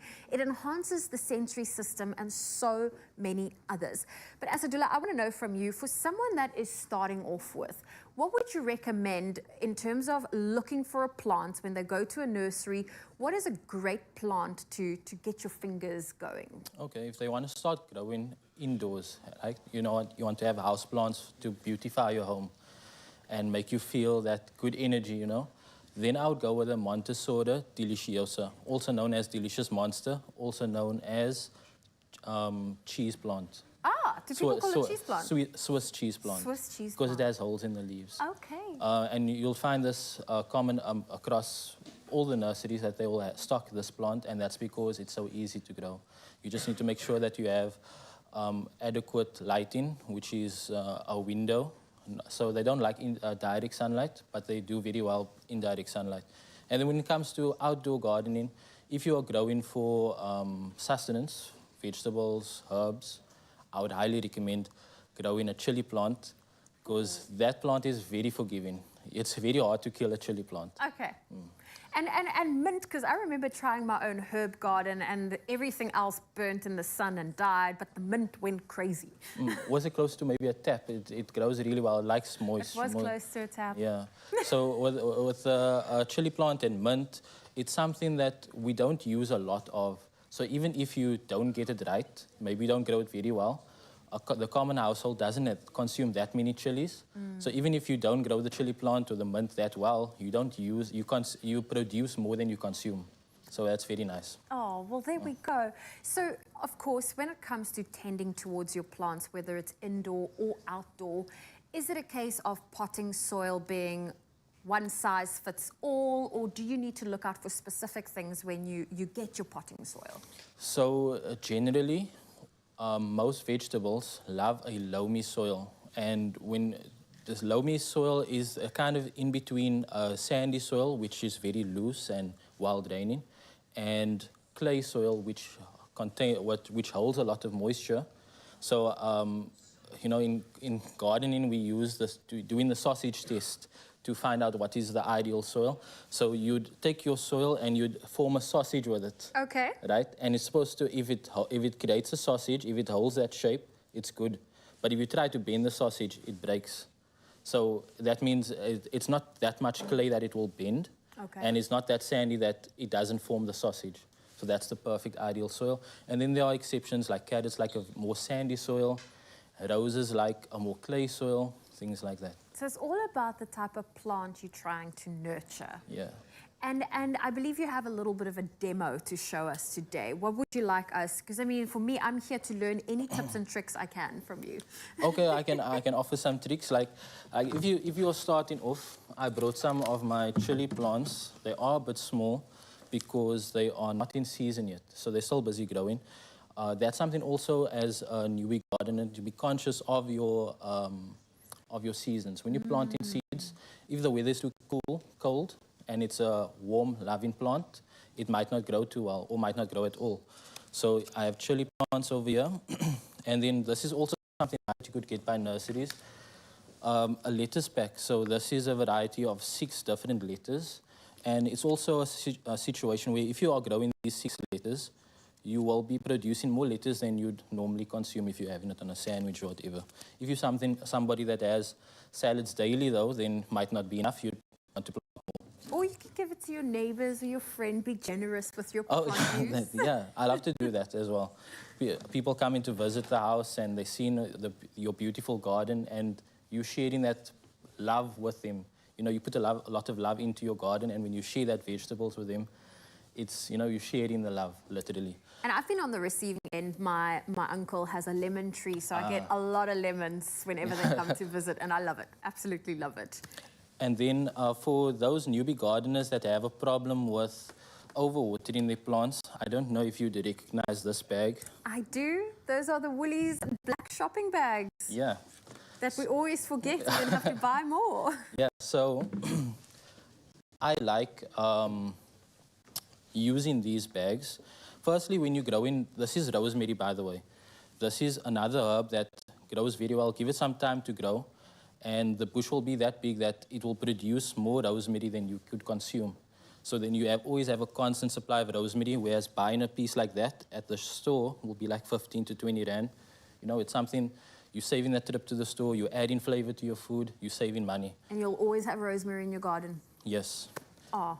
So you, by planting the rosemary in the Woolies black bag, is that a great way to ensure there's proper drainage so that you don't end up overwatering your plants? Yes. And similar to the chili plant, it's also, the rosemary plant is also a type of plant that doesn't love too much water. Okay. So it's very easy to get it wrong if you're growing in a plastic pot that doesn't have enough drainage, or if you're growing in ground and you maybe get a lot of rain and it gets waterlogged, it might not perform very well. With the Woolworths bag, there's plenty of drainage, but at the same time, if you do, you asked me about the potting soil. Yes. Getting a potting soil that retains water very nicely, while at the same time releasing the water when there's excess. So you'd find that around the 45 Rand upward range when you go into a nursery to buy. Anything cheaper than that, you get in an inferior quality soil, and you might have problems down the line. Things can grow in it, but not as well as your premium potting soils. Oh, well, Asadullah, thank you so much for joining us today, sharing your knowledge, and of course, encouraging us to get our fingers dirty and to really get, what is the term that they say? Is it green thumbs? Yeah. To get your thumbs green, like, you know what I mean, but get your hands dirty, but also just really enjoy what Mother Nature has on offer, whether you can plant indoor or perhaps in your own garden. We really hope that just spending some time along with greenery will really get you to really tap into that self-love and nurturing side that we all have within us. Asadullah, thank you for joining us today, and I hope you learned something new too. Thank you, guys. Right, it is time to continue the self-love. And sometimes self-love, it could be gardening, but it also could be what you eat. So here's the delicious meal for you to try. And let's take it back to Italia. The one thing I love most about pasta is that you can make the most delicious pasta using items that you already have in your pantry. And Woolworths Tastes food director Abigail Donnelly, the aficionado, is here to guide us through, which is wonderful. Hello, Abigail Donnelly. Hello, Carl. How are you? I on this am fab ready. Monday morning. It is fabulous, isn't it? Yeah, I'm ready for the week. So, pantry, right? We've got things in there, and I think that we need to use more of our pantry, because what happens is they sit there and they do nothing. So let's try and tap in. If I want to go Italian in my pantry, what do I reach for? Okay, so Woolies has obviously an array of beautiful bottled sauces. Yes. All the seasoning, the capers, the different olives, pitted olives, green olives, Kalamata olives, black pitted olives, mixed olives, and then all the beautiful bottled sauces. You know, there's intense stir-through sauce. Yes. The chili one is my favorite, which I just kind of, even if I'm cooking from scratch, a bolognese, just to intensify it a little bit at the end, just a couple of dollops of that. That's brilliant. So we need to use our pantry as well. And sometimes we'll have things like capers, we'll have anchovies, we'll have those sorts of things. And I think that we don't use them as often as we should. Exactly. And once your Italian pantry is stocked, very much like Asian food, Thai food, it's really an easy put together dinner. And pasta is my go-to comfort. Okay. Makes me very happy. All right. So we are going to be making something which is actually one of my favorites, puttanesca. Yes. But I just want to find out just some of the favorite things you'd like to add to your puttanesca that would be in your pantry. So, tin tomatoes, Yes. which I kind of cook down, olives, capers, and in the fridge some anchovies. Usually salted brown anchovies that come in a little jar, and they last, if they're covered in oil, they last quite a long time. Beautiful. Not in my fridge because I use it as seasoning all Okay. the time. Love it. And then what I'm doing is a little hack, and I've got a roasted vegetable, one of the favourite ones, roasted vegetable sauce, so my tomatoes in here. But you know, you can make it your own. You really can, you know. I'm a chili fiend, so naturally I just throw the chili in. So my Yes, puttanesca becomes like yeah, puttanesca. which is great. And you add a little bit of chili on the table, and everybody can help themselves. All right, just so we fast forward this recipe a bit. Yes. So we got our spaghetti. Wow. Abigail. Okay. Jamie Oliver told me but if you want to talk about your feelings on the show, you must just talk to me. It's going to be a good Just to talk to me. Okay, All right, so yes. I've got my spaghetti, and it is a tradition from Naples, puttanesca. All right. So they use spaghetti with it, but you can use whatever you fancy. That's I'm not a great. traditional when it really comes to the right sauces with the pasta.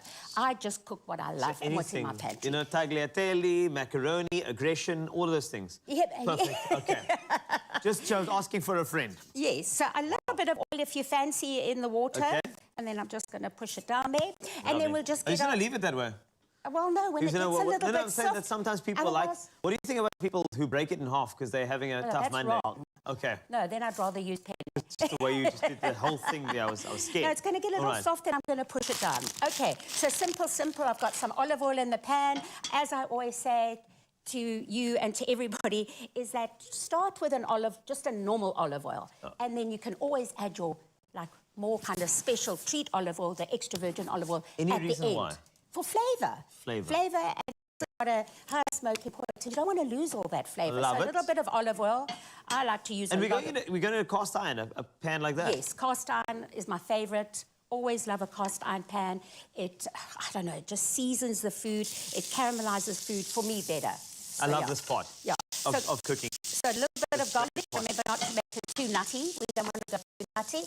And then you can, it can So maybe open that. too nutty. It was open before. It was. Sorry, but yeah. Thank you very much for making me feel like a man, Abby. Abby. Okay, cool. Yeah.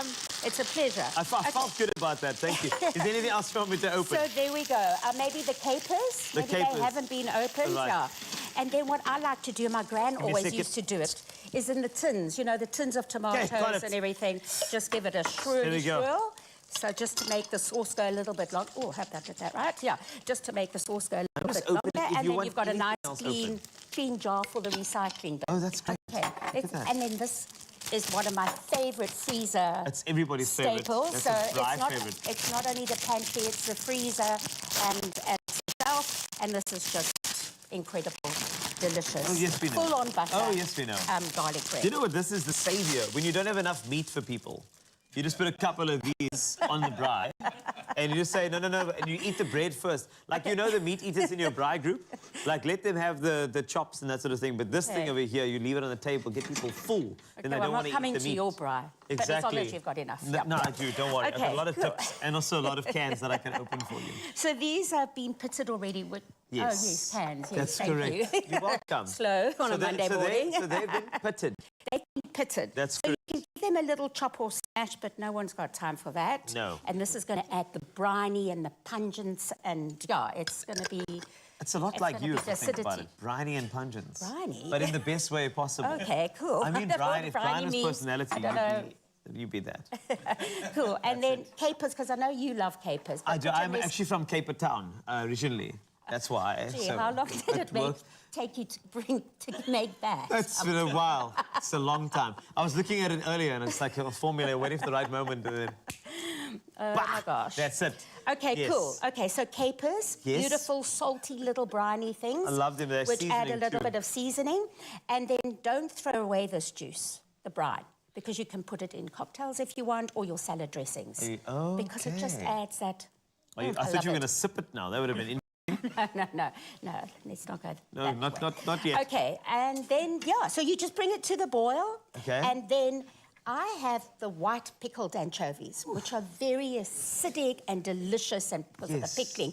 But of course, you can use a mixture of the brown, salted, and you Okay. can do this. But especially if you're not into anchovies, this is a nice softer introduction into I love into the fish. I love anchovies. Honestly, I do. That's in salsa verdes and all sorts of different applications. That's great. And then while I'm mentioning these sauces, one of my favorite treats is there's a jar of creamy truffle sauce.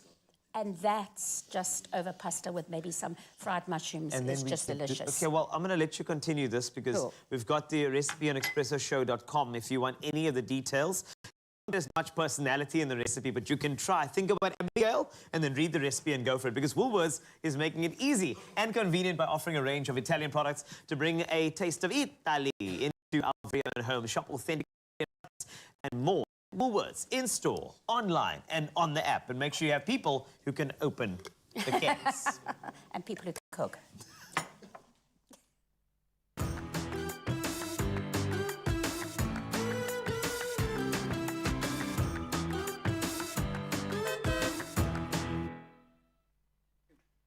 That was lovely. Thank you, Abby and Carl. Carl, just remind me to update your Wikipedia page, Caperton, that's where you are from.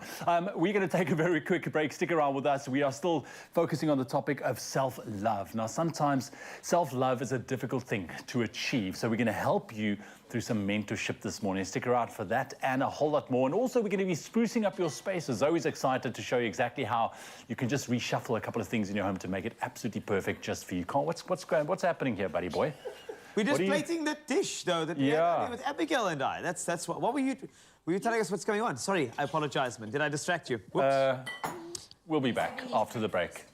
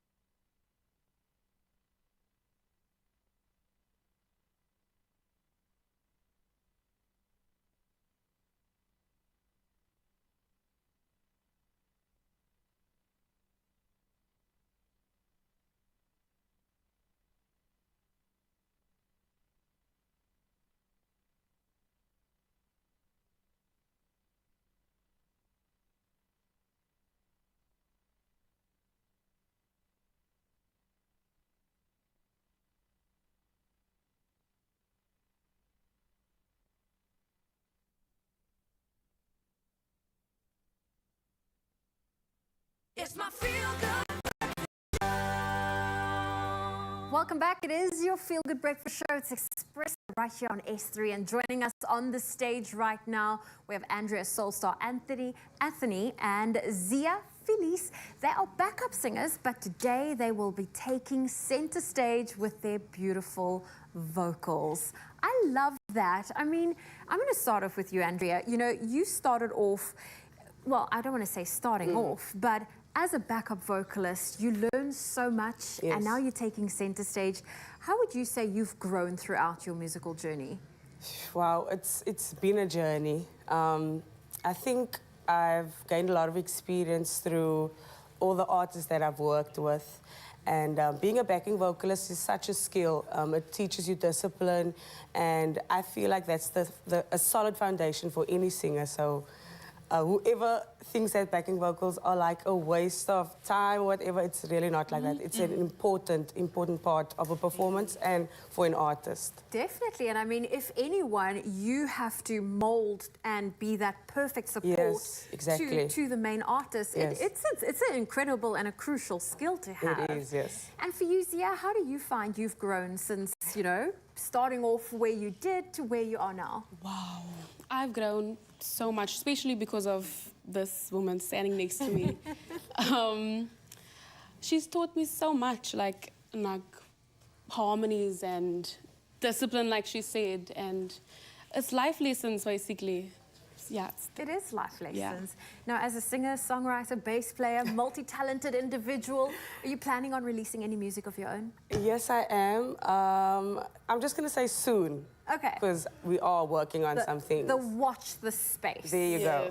There you go. Oh, I love it. I'm super excited to hear the both of you perform. Thank you. Well, ladies and gentlemen, you'll never know by hi. I mean, we are here with them, Andrea, Soulstar, Anthony, and Zia Felice on your Feel Good Breakfast Show. Hey, some lekker jazz this morning. Let's go. Look what you have gone and done, you fool. The best was yet to come. What a childish game to play. You had it all and threw it all away. You were not the first, my love. Don't kid yourself. You sure won't be the last. You have just yourself to blame.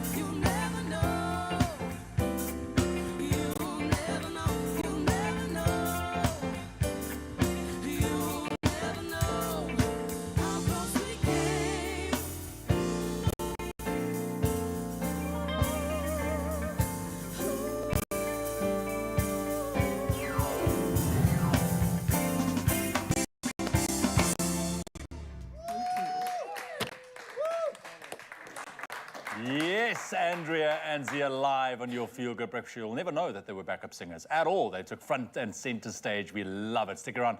We have another performance heading your way in just a bit. Right now, though, 1 minute past 8 o'clock, let's get you a last round of your news headlines. Starting off with your national news this morning, the National Liquor Traders has brought an urgent court application to force the provincial government to suspend the implementation of the new Limpopo Liquor Act.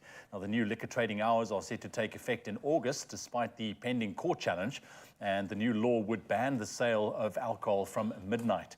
Now, National Liquor Traders convener Lucky Ntimane says the matter is due to be heard in the Polokwane High Court on the 8th of August. He says the act will destroy the livelihoods of liquor traders. And Electricity Minister Kgosienso Ramakgopa says the present cold weather is contributing greatly to Eskom's diminished capacity to meet electricity demand. He said in Pretoria that the power utility had improved systems and plans to ensure keeping the lights on. He said the focus was to stabilize the energy grid to end load shedding as well. And yesterday urged all South Africans to reduce their use of electricity because of the current cold weather. Now, doing so would alleviate pressure on the system and avoid higher stages of load shedding. Making international news headlines this morning, Egypt's president has urged Russia's President Vladimir Putin to renew the deal allowing Ukraine to export grain. This at the Russian summit the Russian president had hosted in St. Petersburg. Abdel Fattah al-Sisi said it was essential that the deal be revived and called for an urgent solution to supply the poorest African countries. Now, Russia quit the deal last week and has since bombed Ukraine's Black Sea ports. Putin said the West wasn't keeping its side of the bargain. He offered Russian grain to 6 African countries, saying Russia would deliver the grain for free. And at least 39 people have lost their lives in an explosion in Pakistan during a rally organized by an Islamist party. At least 200 people were also injured in the explosion in northwest Bajar district, where the party was holding a meeting. Now, police said they had found evidence suggesting the explosion was a possible suicide attack. All the injured were rushed to hospitals. Security forces cordoned off the area, and government officials warned that the death toll may rise as many of the injured are in critical condition. And as we focus on self-love this morning, how about this love story? A farmer in the US has planted a massive field of sunflowers as a surprise gift for his wife. Now, Lee Wilson of the state of Kansas planted 1.2 million sunflowers on 80 acres of land for his wife, Renee, to celebrate their 50th wedding anniversary.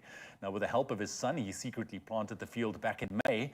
It made me feel very special. A field of sunflowers was a perfect anniversary gift, Renee said. Now, tourists have flocked from afar to take pictures of the thousands of Kansas estate flowers in bloom. And look at that, absolutely beautiful. What a wedding anniversary. Setting the bar rather high there. Thank you very much. That's your news headlines for your Monday morning. Let's quickly take a last look at your sports.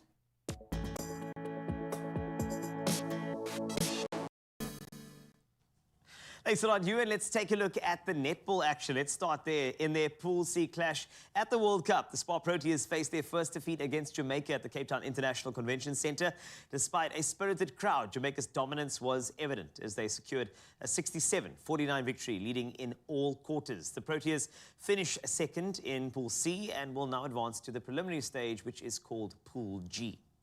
On to Formula One, Max Verstappen dominated the Belgian Grand Prix, securing his 8th consecutive victory and coming just 1 win shy of the all-time record. Red Bull's 1-2 finish with Sergio Perez marked their 13th consecutive win, a historic feat in Formula One's 73-year history. Despite starting from 6th due to a penalty, Verstappen extended his championship lead to 125 points over teammate Perez, equivalent to 5 races. The Dutch driver finished an impressive 22.3 seconds ahead of the Mexican at the checkered flag. On to cricket, Australia gained the upper hand in the 5th Ashes encounter at Kennington Oval, with David Warner and Usman Khawaja leading the charge. They forged a solid 135-run opening partnership before rain halted play on day 4. Despite a challenging target of 384, Australia finds itself in a favourable position, with Warner on 58 and Khawaja on 69. With 249 more runs required for victory and all 10 wickets intact, the tourists look set for a thrilling final day. And on to football. In a thrilling Women's World Cup match, Colombia snatched a dramatic 2-1 win over Germany with a 97th minute winner from Manuela Vanegas' header after Alexandra Pop's 89th minute penalty equalizer for Germany. Vanegas' late heroics sealed Colombia's top spot in Group H with 6 points, and Germany and Morocco both have 3 points, making the final round of matches crucial. South Korea is still in contention, believe it or not, with just 0 points. And Germany, they will face South Korea in the last round, while Colombia will take on Morocco. That's it for your sporting action on your Feel Good Breakfast Show today. Let's take a look at your traffic. If you're heading to work, here's what's ahead of you.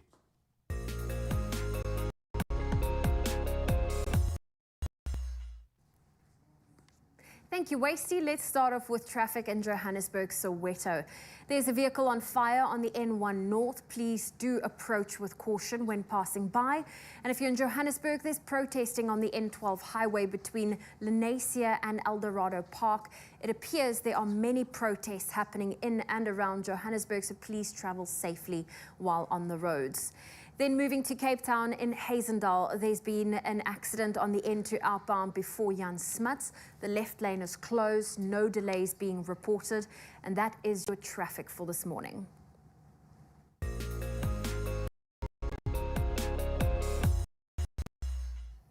And let's take a final look at your weather. Cold weather conditions in the Western Cape will continue for most parts of today. This after a cold front hit the province on Friday.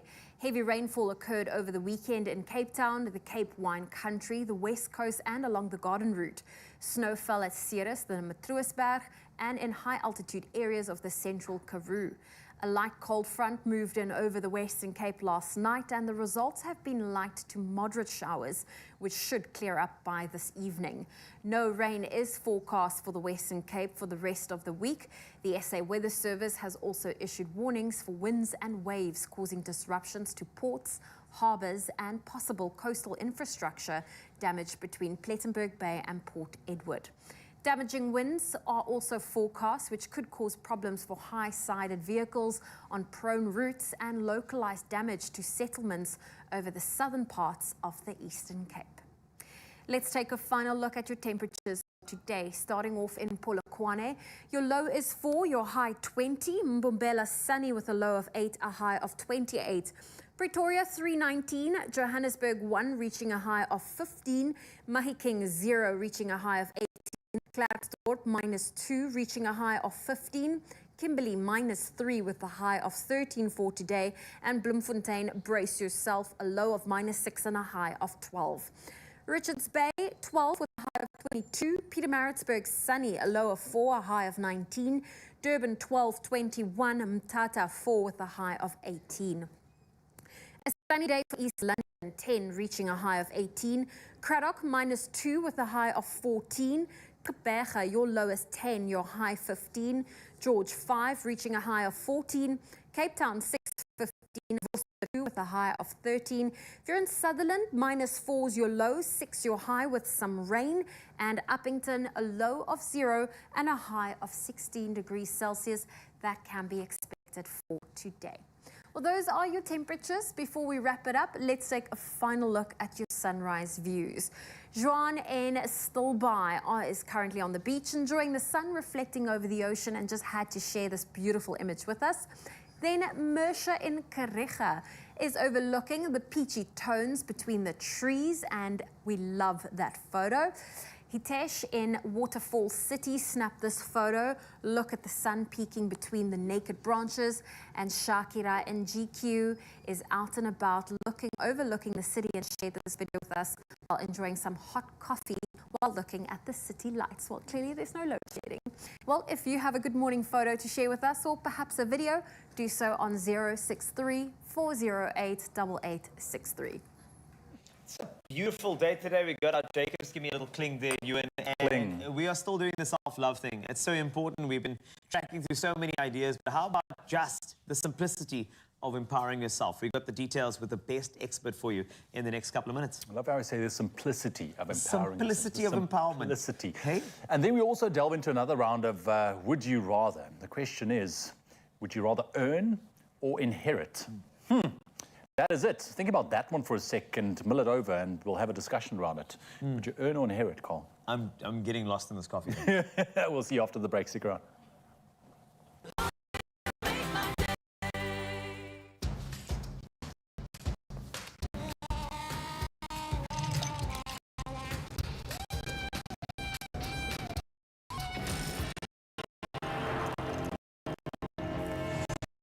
Making an iced cappuccino with thick creamy froth is now impressively easy. Jacobs.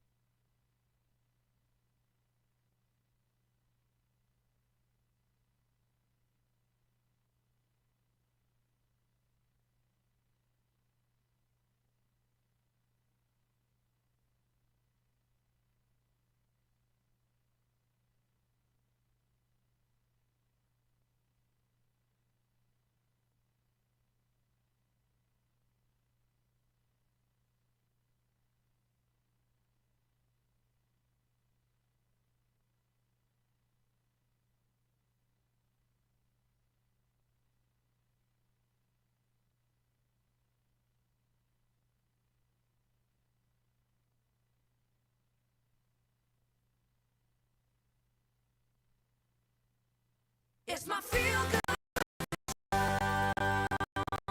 Welcome back. It is your Feel Good Breakfast Show. You're just in time because we are joined by author, relationship and personal empowerment coach, Shelley Lewin.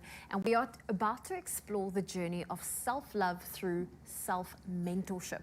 Now, hopefully during our conversation, we can, discover empowering insights and tools to cultivate a deeper sense of self-compassion and growth. Shelley, it's always so great to have you here. Thank you, Zoe. I feel like we always unpack some layers to ourselves thanks to your help. Thank you. And today is all about self-love, but also through self-mentorship. How would you define self-mentorship? So I would say self-mentorship is around taking full ownership, 100% responsibility for the choices that you make in your life, and realizing that each of us is actually the director, the producer, the scriptwriter, the main actor, the main character in our life story.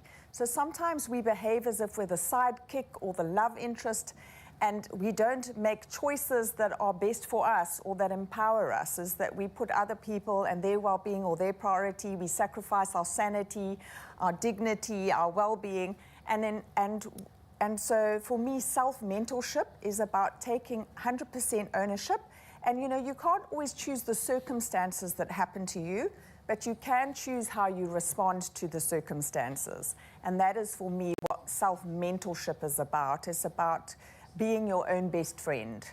And putting yourself in that lead role, that being the lead character in your own story. Exactly. And I love that you said that, because that, I think, something a lot of us struggle with is you put everyone else first and you never look at yourself. Now, when it comes to being objective, and I think I'm one of those individuals that would struggle. So in the sense where you have to, through teaching self-mentorship and your clients perhaps struggle with some objectivity, how would you encourage them to still be able to look at themselves, but without being too harsh? Okay, so I agree. I think it is quite difficult to see oneself as you say, in an objective way. So I would start by recognizing that all of us have got blind spots. There's all things that we don't know about ourselves. And so in many ways, that's why it's helpful to take a moment to be self-reflective and to think to yourself in any situation, if this was my best friend, what would I say to my best friend? We often have the best advice and guidance and mentorship for people who we really care about. And so if you can put yourself in that role and say, right, think of this person that you have in mind who's very dear to your heart, who you care deeply about. If this was them, what would I be saying to them? And whatever advice you would be giving to them, you then apply to yourself. And it will be kinder and great advice that you always give to everyone else but yourself. Exactly. And I think that self-mentorship is really around leadership, ownership, taking ownership and seeing yourself as the lead role and not accepting anything that's going to jeopardize the sanctity of your own emotional well-being, physical well-being, intellectual well-being, psychological, spiritual as well. Definitely. Now, where do we draw the line between, self-improvement, but also self-acceptance? There's such a fine line between, yes, we want to push ourselves and be better, but we're not striving for perfection. Yes, no, it's a great question. Then where do you draw the line between self-accepting your limits? Yeah, so I would say it's one of those paradoxes. We live in this world of duality, which is black and white, left and right, light and dark, good and bad, and those are often opposite sides of the same coin. So I would say that striving and self-improvement is one side, self-acceptance is the other. So if you think of it as a continuum, we can either be striving so hard and reaching for excellence all the time and push ourselves to exhaustion and burnout, or we're just taking it easy and self-accept everything. So I would say it's around finding the balance point between those two. Instead of duality, think of it as trinity. There's a balance point in the middle. I love that. Thank you, Shelley. Well, you're not going anywhere because we have lots to unpack. Your incredible new book that we want to hear more about. So stay tuned to your Feel Good Breakfast show. Shelley Lewin will be with us, so you do not want to miss out on anything. Looking forward to more conversation around that, but we have said it before, and we'll say it again. Everyone wants more money. We want more, okay? But the question is, doesn't matter where we got it from. I know, I've been there in the best way. Hold on, give me a second. I am not inciting any sort of criminal activity. What I mean by this is that this is a good sort of stage for us to go to would you rather, all right? Because there are a couple of ways to get money, all right? Let's be honest. We could inherit 80 million rand or work hard and earn 40 million. Now, I know this sounds like a blind side. Okay, what I'm trying to do is I'm just doing a little psychological experiment with Ewan. That's all. So, 80 million inherited, Condolences, I'm so sorry that, your grandfather passed on, but 80 million's yours. And then, of course, there's 40 million that you can work hard for. Ewan. Meet the bus. Hang on. Let's get you under it fast, my friend. Okay, so here's the question, Ewan. 80 million inheritance? Does it, 40 million rand of hard work. This is a trick. It's not a tricky one, but it feels like I'm walking into a trap here. Yeah. Does it matter at what stage of life I inherit some money? Because I'll tell you why. Okay, talk to me. Why? I'll tell you why. Because I feel that I am happy. It would be amazing to inherit some money, but knowing that the road that I've walked up until now, I know who I am. I know that I'm hardworking. Yes. I go out there. I cover my bases. I've learned a lot about myself. I'm willing to work hard and put myself in those situations, and I'm willing to make my own money. Yeah. That being said, I will work for 40 million rand. That'd be great. But knowing where I am right now, I'm trying to paint this picture. I don't know if it's coming through. It's a disclaimer I can hear. Yeah. if I inherit 80 million rand, I will take it. So I don't know if it answered your question exactly. Would I either this? There's not a either this or all for me there. Yeah. It's a very tough one for me to balance because I do feel, I don't want to, I feel if I didn't have that life experience or work experience and found my own drive, what would happen to me if I got handed 80 million rand. Yes. You know what I'm saying? I know. Would I go know about what it I know responsibly? What would happen to you? What would happen to You'd be really rich. I would be really rich. Okay, that being said, I would love to inherit. What about you, though? So, I'm a South African person, okay? We have petrol increases, we have a lot of things going on. But now, on a serious note, the inheritance, because you said my identity is I work hard. Yeah. Chances are, if I win anything, right, related to a big lottery or I get inherited something, I don't think anybody would know. Yeah. Because I'll still continue driving my normal car. Yeah.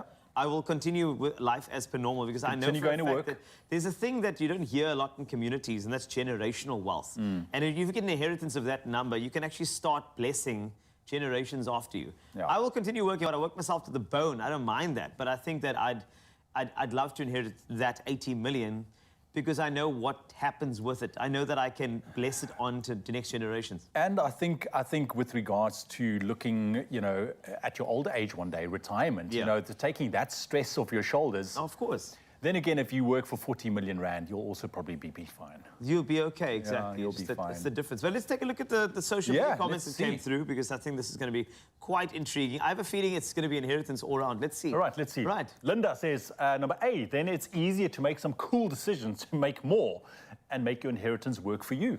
There we go. Pretty much in line there what you said, yeah. Katleho was saying, I already know what I'd do. Or was it if it just landed on my lap? Okay, but I think we all know. Hashtag no debt, hashtag holiday. Hashtag vibing. Right, let's see. There's some B answers too. Yeah, because I will have to discipline. Will have the discipline to maintain it. That's what Halen says. And Lepsa says B. I will work hard and earn 40 million plus. I will have that 80 million in 2 months and still do more after. That's great, eh? Okay. I like it. I like the hard workers, the individuals that don't mind being a Nepo baby. I'm kidding, I'm joking. It's not that way. But I think it's about knowing yourself, your identity, and also knowing your investment culture in your life. Because whilst we all love it and need it, money is relative. And what matters at the end of the day is that you have enough money to sustain your life and to retire comfortably, right? Absolutely. Investing your money in the right account or places is like planting a small seed and watching it grow and grow even further. So to find out more about how you could earn up to 8.75% interest in a Nedbank Just Invest account, all you need to do is visit the website nedbank.co.za. Easy as that. 90% of South Africans can't afford to retire. Start saving in a Nedbank 32-day notice account. Choose a rate of up to 8.8% and stand a chance to win 50,000 Rand with greenbacks every month. Join the bank that's best for your savings goals. I mean, if anyone had to ask me, I would love to inherit 80 million and still work hard, maybe not, but yes, I would love to inherit the 80 million. But it's not about me. We still have lots coming up on your Feel Good Breakfast show. We're going to take a look at self-love in the form of sprucing up your space and decluttering, and then we're going to head over into the kitchen and create a delicious Peri chicken mayonnaise vetkoek. That is still on its way.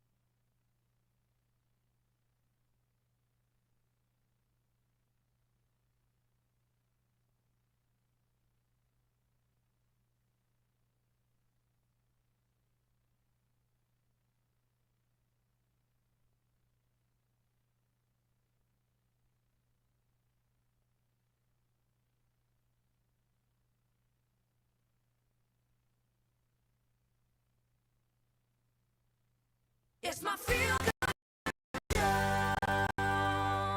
Welcome back to the Feel Good Breakfast Show, and yes, today is all about self-love, and it can come in many forms and things, but today we are focusing on sprucing up your spaces. It's easier for our minds to find a moment of peace when there isn't physical clutter making our daily tasks inconvenient.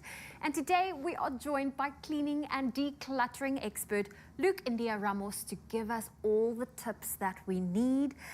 Luke, I'm so excited for this because when it comes to decluttering, I am queen of doing it and then cluttering and then doing it and then Same. cluttering and never really sticking to a plan. Yeah. Now, from your expertise, where would one start to declutter? What would you keep and what would you toss?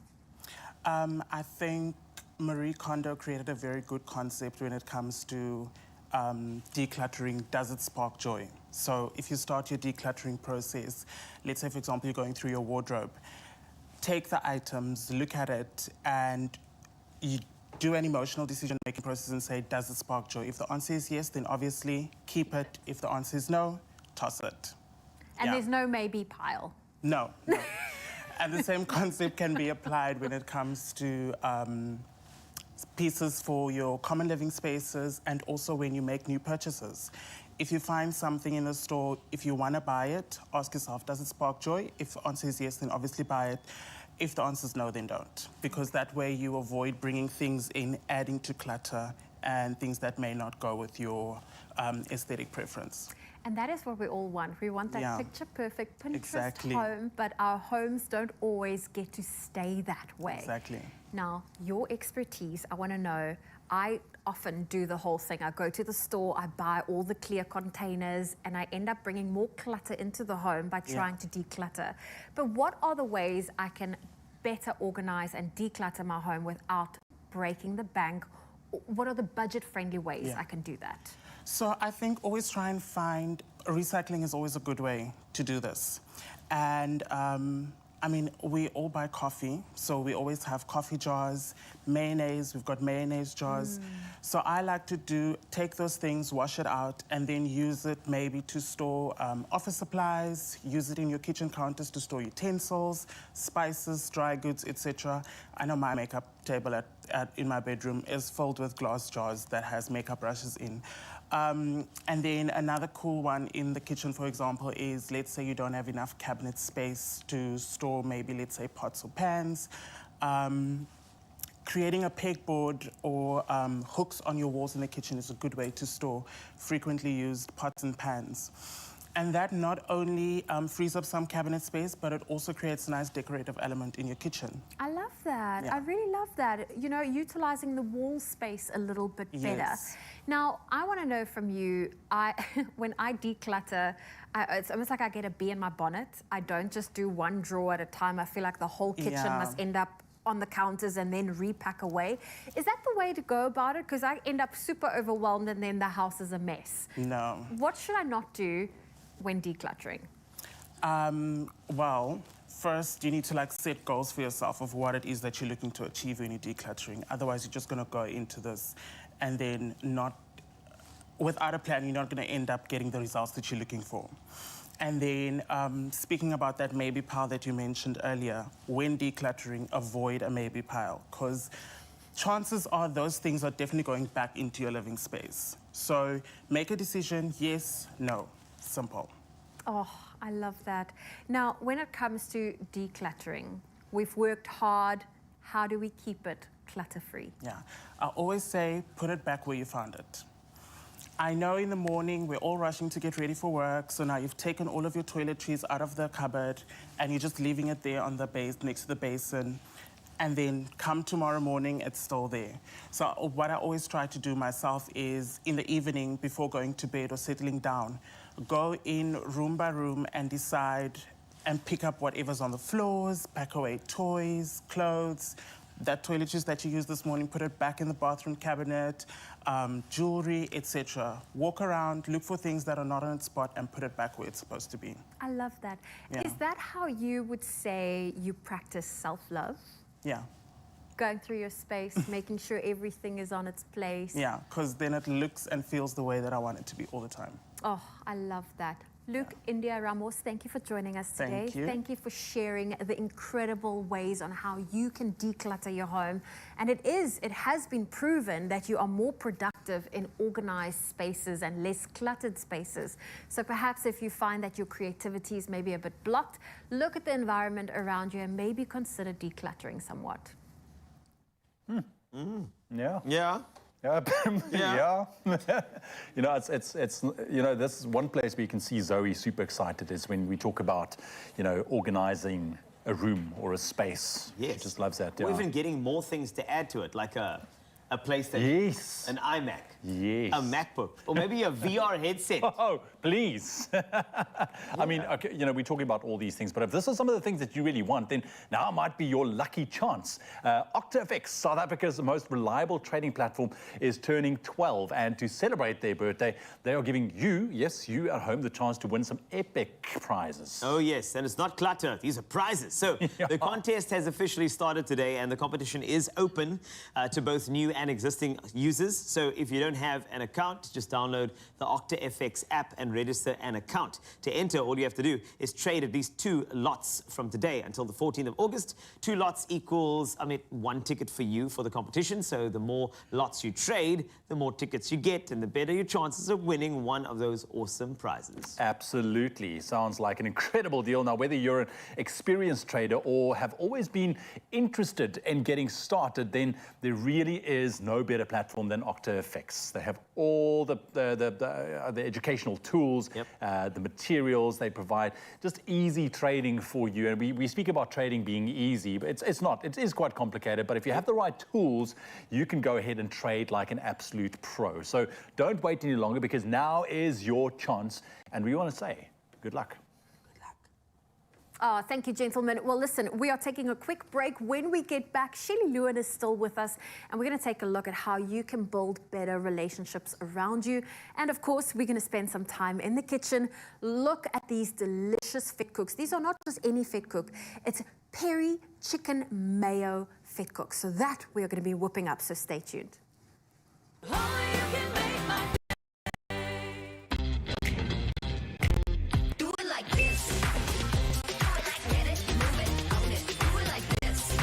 Bespoke.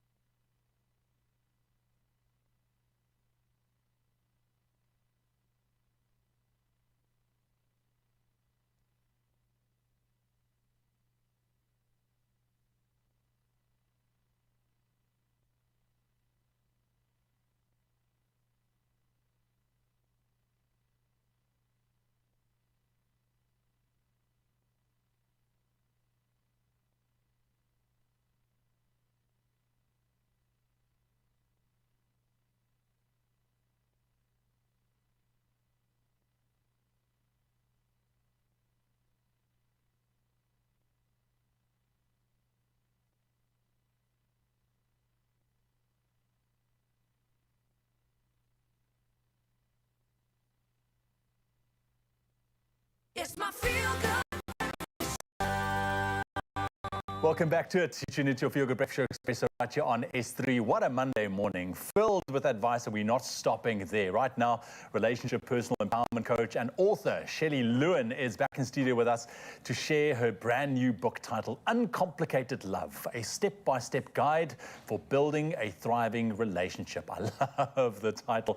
And of course, we are all up for building and uplifting connections and fostering a stronger sense of self-love. So let's start chatting. Shelley, lovely to have you back. Thank you so much. So this is a step-by-step guide. If you want a healthy relationship, there's it. It's 1, 2s, and 3s.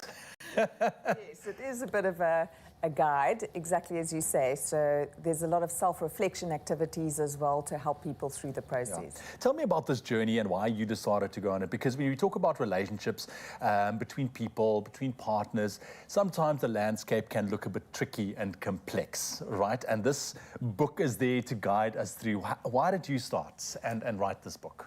Well, I live by the philosophy, learn it, live it, give it. Okay. And I have been doing this work for 20 years now. So for thousands of hours, I've been working with individuals and couples in my capacity as a relationship coach, self-empowerment coach, couple counselor. And I realized, you know, I've actually really helped so many individuals and couples that I've developed a sort of a methodology. So let me try to scale that a little bit, share what I have learned and lived in my own life. So I've been married for 18 years now. And so I've actually been my own laboratory. My marriage has been my own laboratory. So I thought I'm going to write this, which is my professional and personal wisdom, all sort of wrapped up. So there's some scandal in here because I do share a little bit about my personal life and how I got to be doing this work, which is, I feel like it's born from my own wounds. But that's good because, I mean, you come from a place of you've been through it, you've lived through it. Yes. And you know what, as much as relationships and those relationships between couples and people, whatever the case, they're all different and, you know, in variable aspects, I think at the core, there's still the same kind of issue. So let's go to that core. Yes. What would you say, and I'm sure we can take it from the book, what are the conditions that should match up for people to have a good relationship? Okay, so I speak about the second part of the book is around the conditions for thriving, and I'm referring to conditions that will help for love to prosper. And so the first condition is that unity needs a purpose. So couples need to create mutually beneficial shared goals and visions together. Right. They both need to be aspiring to the same future.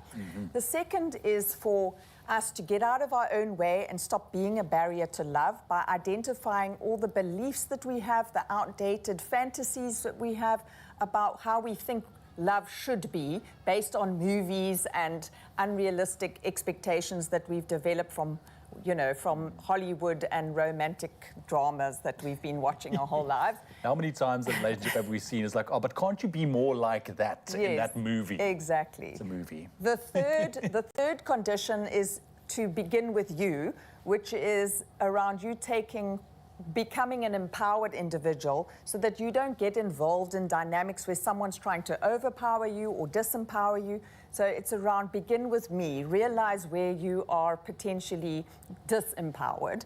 The fourth condition is for people that are not in relationship. It's called authentic compatibility. That's around making sure that you identify and relate and get involved with someone who's going to be a good match for you. So someone who's going to bring out the best in you, because you can love someone who brings out the best in you and someone who brings out the worst. So it's around authentic compatibility and understanding what that is. And then the fifth one is around being a quality partner. So develop the best practices for being a team player. You're ultimately going to be in a team for the rest of your life. You want to figure out what are the relationship competencies that are going to help you to show up as a quality partner. Sure, it seems like there's a lot that we can take away from the book, but it sounds like it's always coming back to you as an individual and stemming from that self-love and that work that you do on yourself, and that's what we're focusing on here this morning. Yes. And I want to quickly just go to an extract from your book that says the biggest hurdle for any relationship is to have partners who believe that they don't have any work to do. Yes. Right. So please expand on that, because we are dealing with self-love this morning. We're focusing on that. But if you believe, as somebody in a relationship, that I don't have any work to do, it's all on you. Yes. Right. Exactly. So the work that I'm referring to is the work around owning your emotional wounds, your past. whatever the exactly, case may your be. past, anything that where you have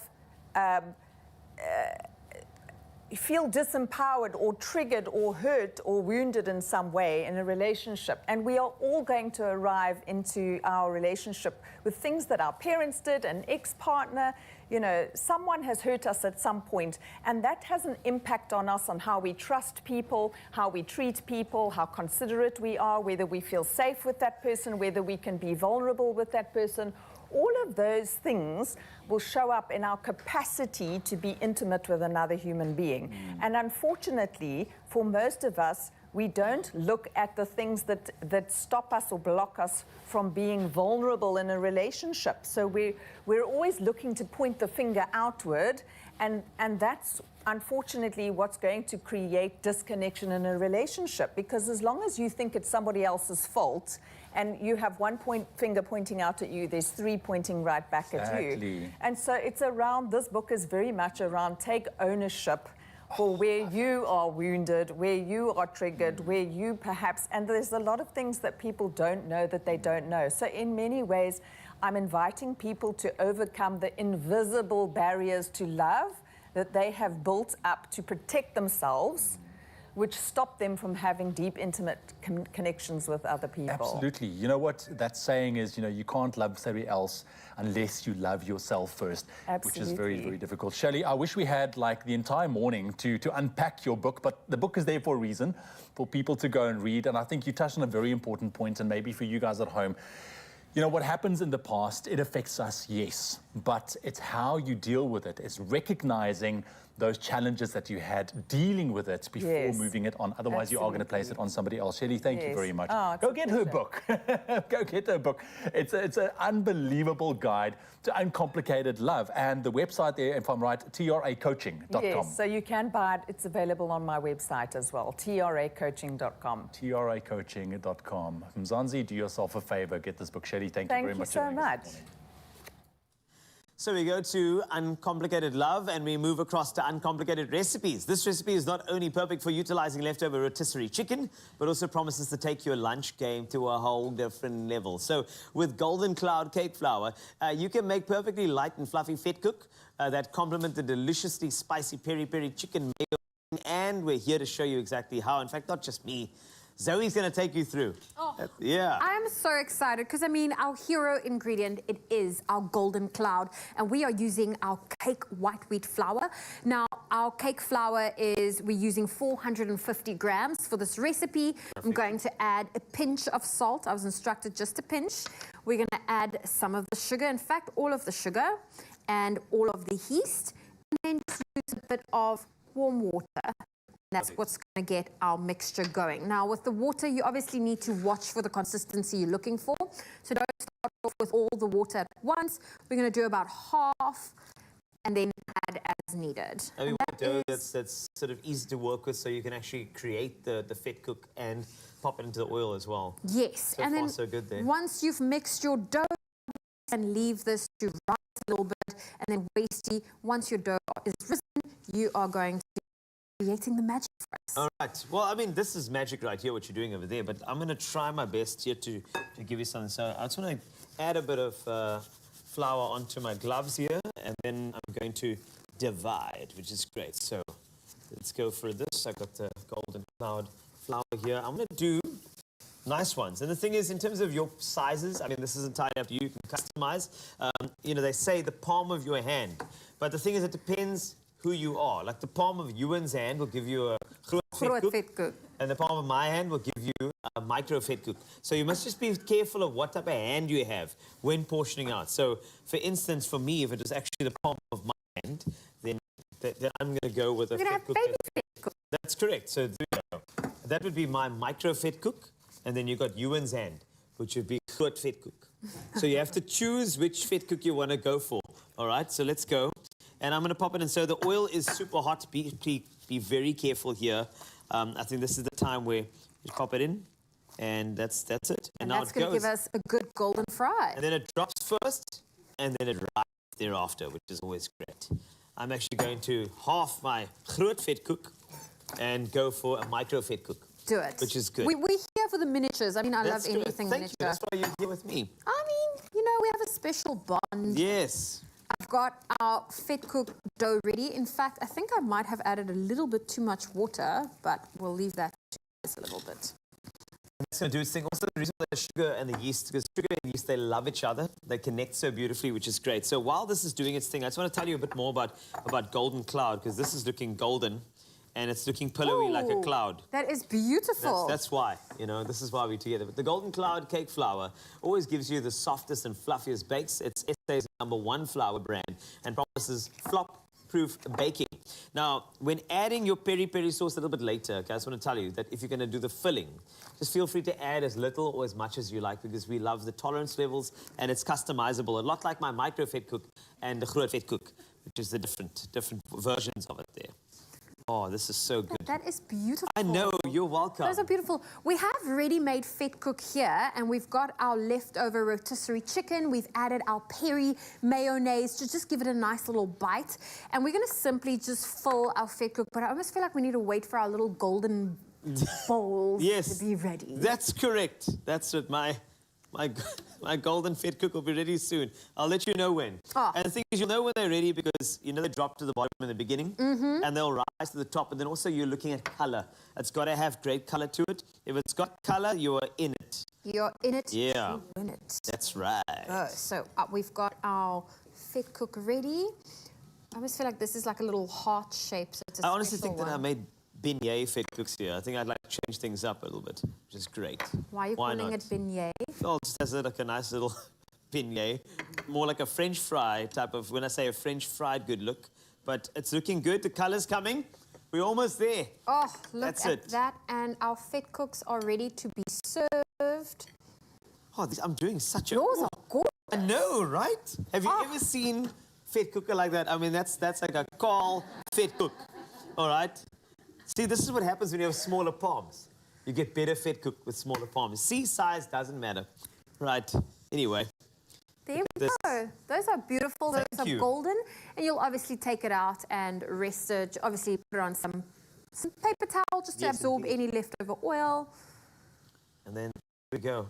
Come on. We need to cut this open. Okay, just don't burn your fingers, please. I won't, I Thank you. promise. I'm just looking for a nice big knife here. Okay, this is great. Oh, the color's coming. Look at that. Come on, the micro fed cooks are the thing, man. This is the vibe. Okay, now the true test is it cooked on the inside? Okay, it is. I think it's going to be cooked on the inside, but please don't burn. But let's go. I think it's going to be light and fluffy. It is. The way Golden Cloud decrees. Come on. Come at on. that. See me rolling. I just want to give you an idea. Oh, it's beautiful. Should we add That's some? beautiful. You know, It I really love is. raw dough. It's great. Hey? Sorry, what?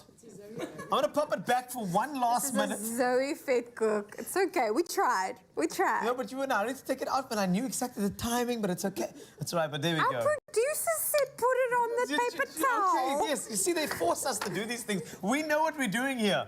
So much prompting from the culinary team here at Expresso. We were going to leave it for longer, okay? I'm going to put this back on, but to get your hands on the recipe of the Peri Mayo Fed Cook recipe, of course, go to expressoshow.com, and please don't forget Golden Cloud is giving you the chance to win big by sharing your indulgent winter treats with us. And go, are you going to bite into the raw Fed I Cook won't that be able. made? I'll bite into the side. Okay, great. I'm going to continue cooking this. Wait, this is a good Is it good? recipe. There we go. So if you would like to know how to win, here's how.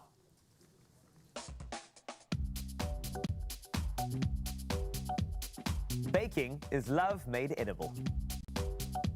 You can bake your way to a weekly cash prize of 5,000 Rand with Golden Cloud over the next 4 weeks. Post a pic and recipe with your winter indulgence that you made with Golden Cloud and send it to our Expresso WhatsApp line or social media pages using that hashtag Golden Cloud Winter Treats. Plus, you stand a chance of winning the grand prize of a KitchenAid stand mixer if you post a pic of you and your family baking with Golden Cloud on our WhatsApp line or any of our social media pages using that all-important hashtag Golden Cloud Winter Treats. Don't forget to enter both separately from 12 July to 9 August, and T's and C's can be found on expressoshow.com.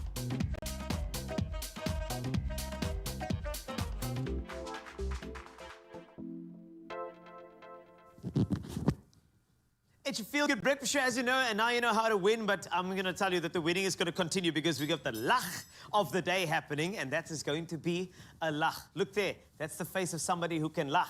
Look at that. Lach, lach. That's it. And then we got Salome performing. Salome is just to my right-hand side. I can't make direct eye contact with Salome. I don't want to fall in love too quickly on national television. So make sure you stay with us. Your feel-good breakfast show, Expresso, here on S3. Ooh, that's my spot. Yo.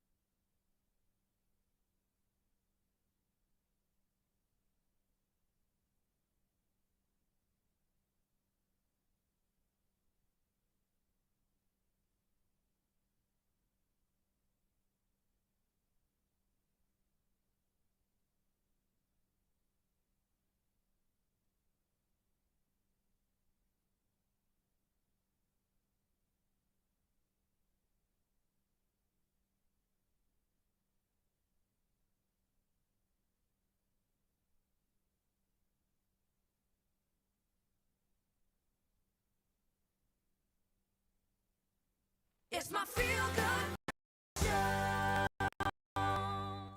Welcome back. You tune into your Feel Good Breakfast Show Expresso right here on S3 on this fresh Monday morning. We have a couple of minutes left, so don't go anywhere. Yeah, and it's time for our lach of the day. And gym fanatics always say never skip a Monday or leg day. Well, we have finally found someone brave enough to ask questions that I've always wanted to ask our very own Ewan and Raul. Let's take a look at this. My mom was like, "Hey Mia, do you hit the gym?" I was like, "Who's Jim? What do you have?" Who's Jim? What are these people doing? People running and not getting anywhere. Oh, but that Mila is sassy she's and brilliant, so eh? adorable. I know. I remember her splashing onto social media a little while back, and yeah, she is this sassy. She is. She's she is. very sassy. So who's Jim? Carl, do you know who's Jim? I know Jim, yes. Jim's the guy that gives protein the shakes. China, that's the guy right over there. Anyway, sorry. Hi there. I've actually been in the gym for Salome, performing so beautifully. Well built. Thank you. Well, that's it. You know, they made me small, but they made me effective, Salome. Anyway, right. So, tell me about this event for anybody who's not heard about the Galaxy and Western connection. All right, I know Ewan is going, he's on the guest list, okay? Yeah, you too. Am I on the guest list? Yes, you VIPs. Am I These are the normal people. Can I? You're No, VIP, okay, baby. so I'm VIP. Ewan is in the crowd. Shame, man. Anyway. I am very excited. Yes. On the 5th of August, I'm having my own show. Oh, yeah. At Westin Galaxy, for those of you who don't know, and it's in Rylands.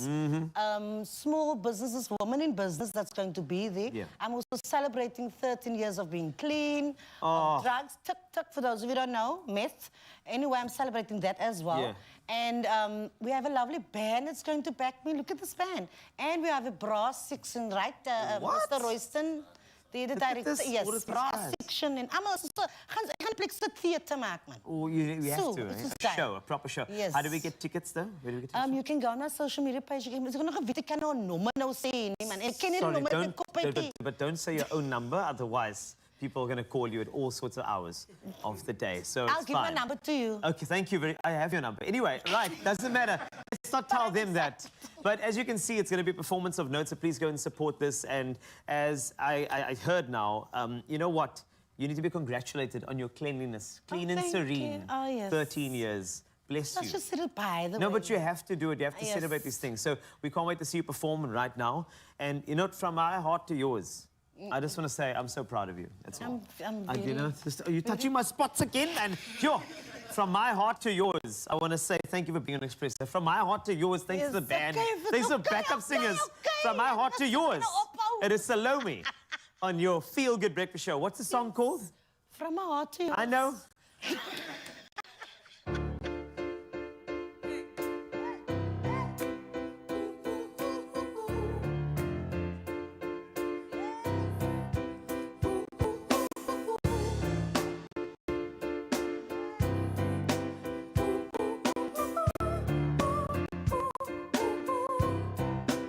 From my heart to yours, I would give you butterflies. From my heart to yours, I would give you summertime. From my heart to yours, ooh, I'd give you happy times. From my heart to yours, I'd give you mine. And baby, I ain't never gonna stop loving you. Oh, baby, you ain't never gonna find a love so true. Oh, baby, baby, I'm gonna get down for you just like this and understand. From my heart to yours, I give you my soul, yeah. And there's no denying our love is real. From my heart to yours. Say from my heart to yours.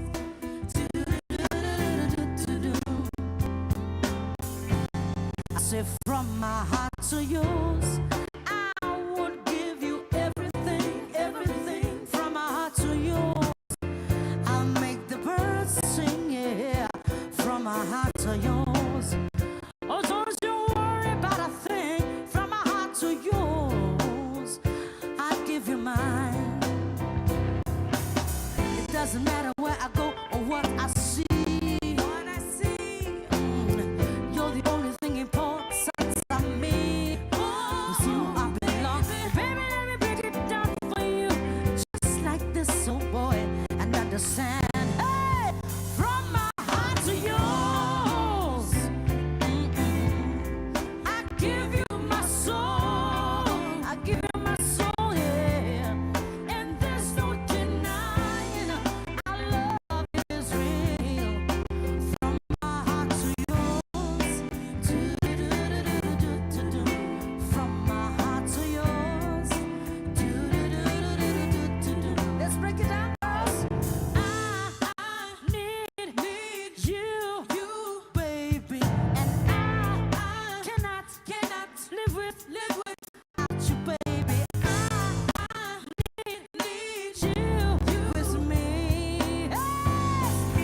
From my heart to yours, oh yeah. I give you my soul, yes, I give you my soul, oh baby. And there's no denying our love is real. I say from my heart to yours, yeah. I give you my soul. Another Feel Good production.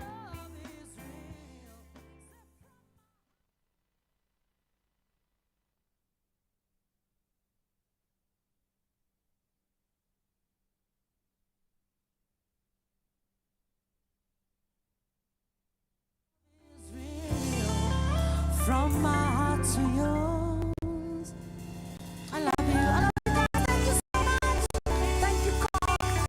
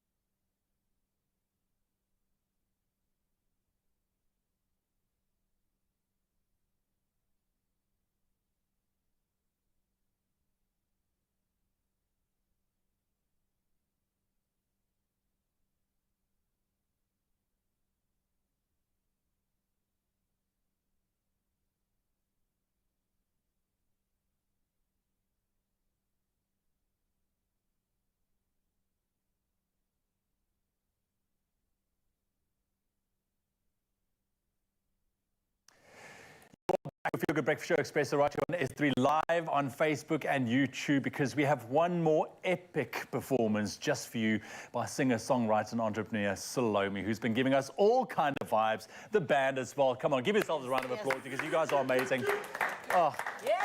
I was just sitting there with Carl and Zoe just now. I said, you know what, what you brought to the show this morning and the entire band, it's just so soulful. It's beautiful. Thank you. You brought tears to some of our presenters' eyes, Carl, which was beautiful to see. Yeah. I didn't actually know I was going to have that effect on him, you know. Me neither. Me neither. I don't think anybody knew. But I really think that he's attracted to me. I'm Yeah. actually getting that vibes. Where is he? No, I could see. No, he ran away. He couldn't handle. Couldn't handle it. Couldn't handle it anymore. The heat of Salome. The Couldn't heat handle of it. Salome.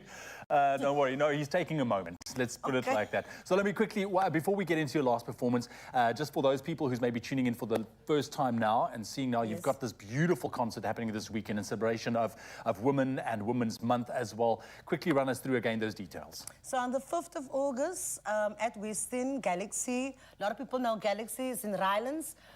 I've decided to bring in some young people, young women, into the foyer to, you know, advertise their businesses and stuff. The youngest girl that's going to be this 18, 19 years old. So, and it's all their own business that they've started. So, you know, they have this cheese and wine on arrival thing. We're not going to have that. There will be a cocktail, maybe, one or two. But I'm very proud that I've actually reached out to these women and that they are coming. I asked for 5, but we ended up with about 9 or 10. So I'm excited, guys. Please come and support myself, the band, and them. And we're also adding a brass section right at Royston. Nice. They're not here, you know, for personal reasons. But Lucian didn't want them here. No, I'm kidding. But I always, you know, thrive to put up a good show for people. So it's not going to be a 20-minute thingy. It's going to be a 45-minute set that we're going to do, and it's going to be 2 of those seats, and I'm just putting myself out. It's going to be empowering. No, really, I am excited. I've invited some influencers to come as well, so come and check it out. There's going to be a lot happening, so for people who want to get those details, hoe kry hulle kaartjies? Die kaartjies is op die poster, die nommer is op die poster. Ek ken nie die nommer uit my koppie, maar die nommer is daar, guys. Gaan daar is die poster. Die nommer is daar op, so skakel net daar die nommer en dan sal jy jou kaartjie kry. Jy praat so mooi Afrikaans. Baie dankie. Ek is van die Mitchells Plain, ek praat plat Afrikaans, man. Dis mooi plat. Ons is mal daaroor. So kry hulle tickets so. Die tickets is daar, kry hulle. Tickets, man. Listen, what's the last song you're going to be doing for us? Something that was written by Mr. Mark Lottering, by the way. Oh, really? It's complicated.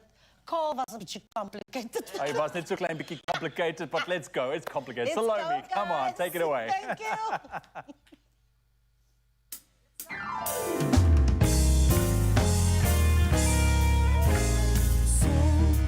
You've got questions about my life. Oh, you would like to know what I've been up to. You want to offer some advice. You saying maybe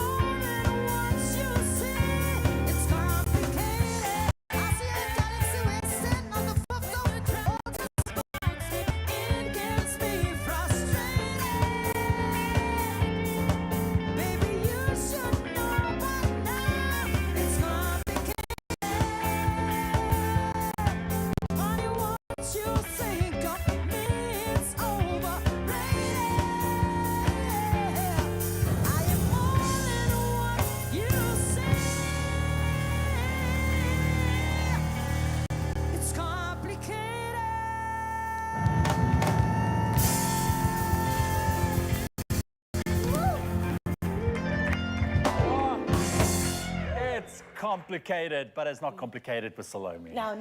Everything is Only with lekker. Thank you. Only with Carl. Thank you very much, guys, to the band. Thank you. You guys were you so absolutely much. amazing. Salome, you're amazing. Get your tickets. Yes. Die nommer is op die poster. Kry tickets. Dis daar. Gaan kry vir julle. Have a lekker day. Kaartjies. Yes, guys.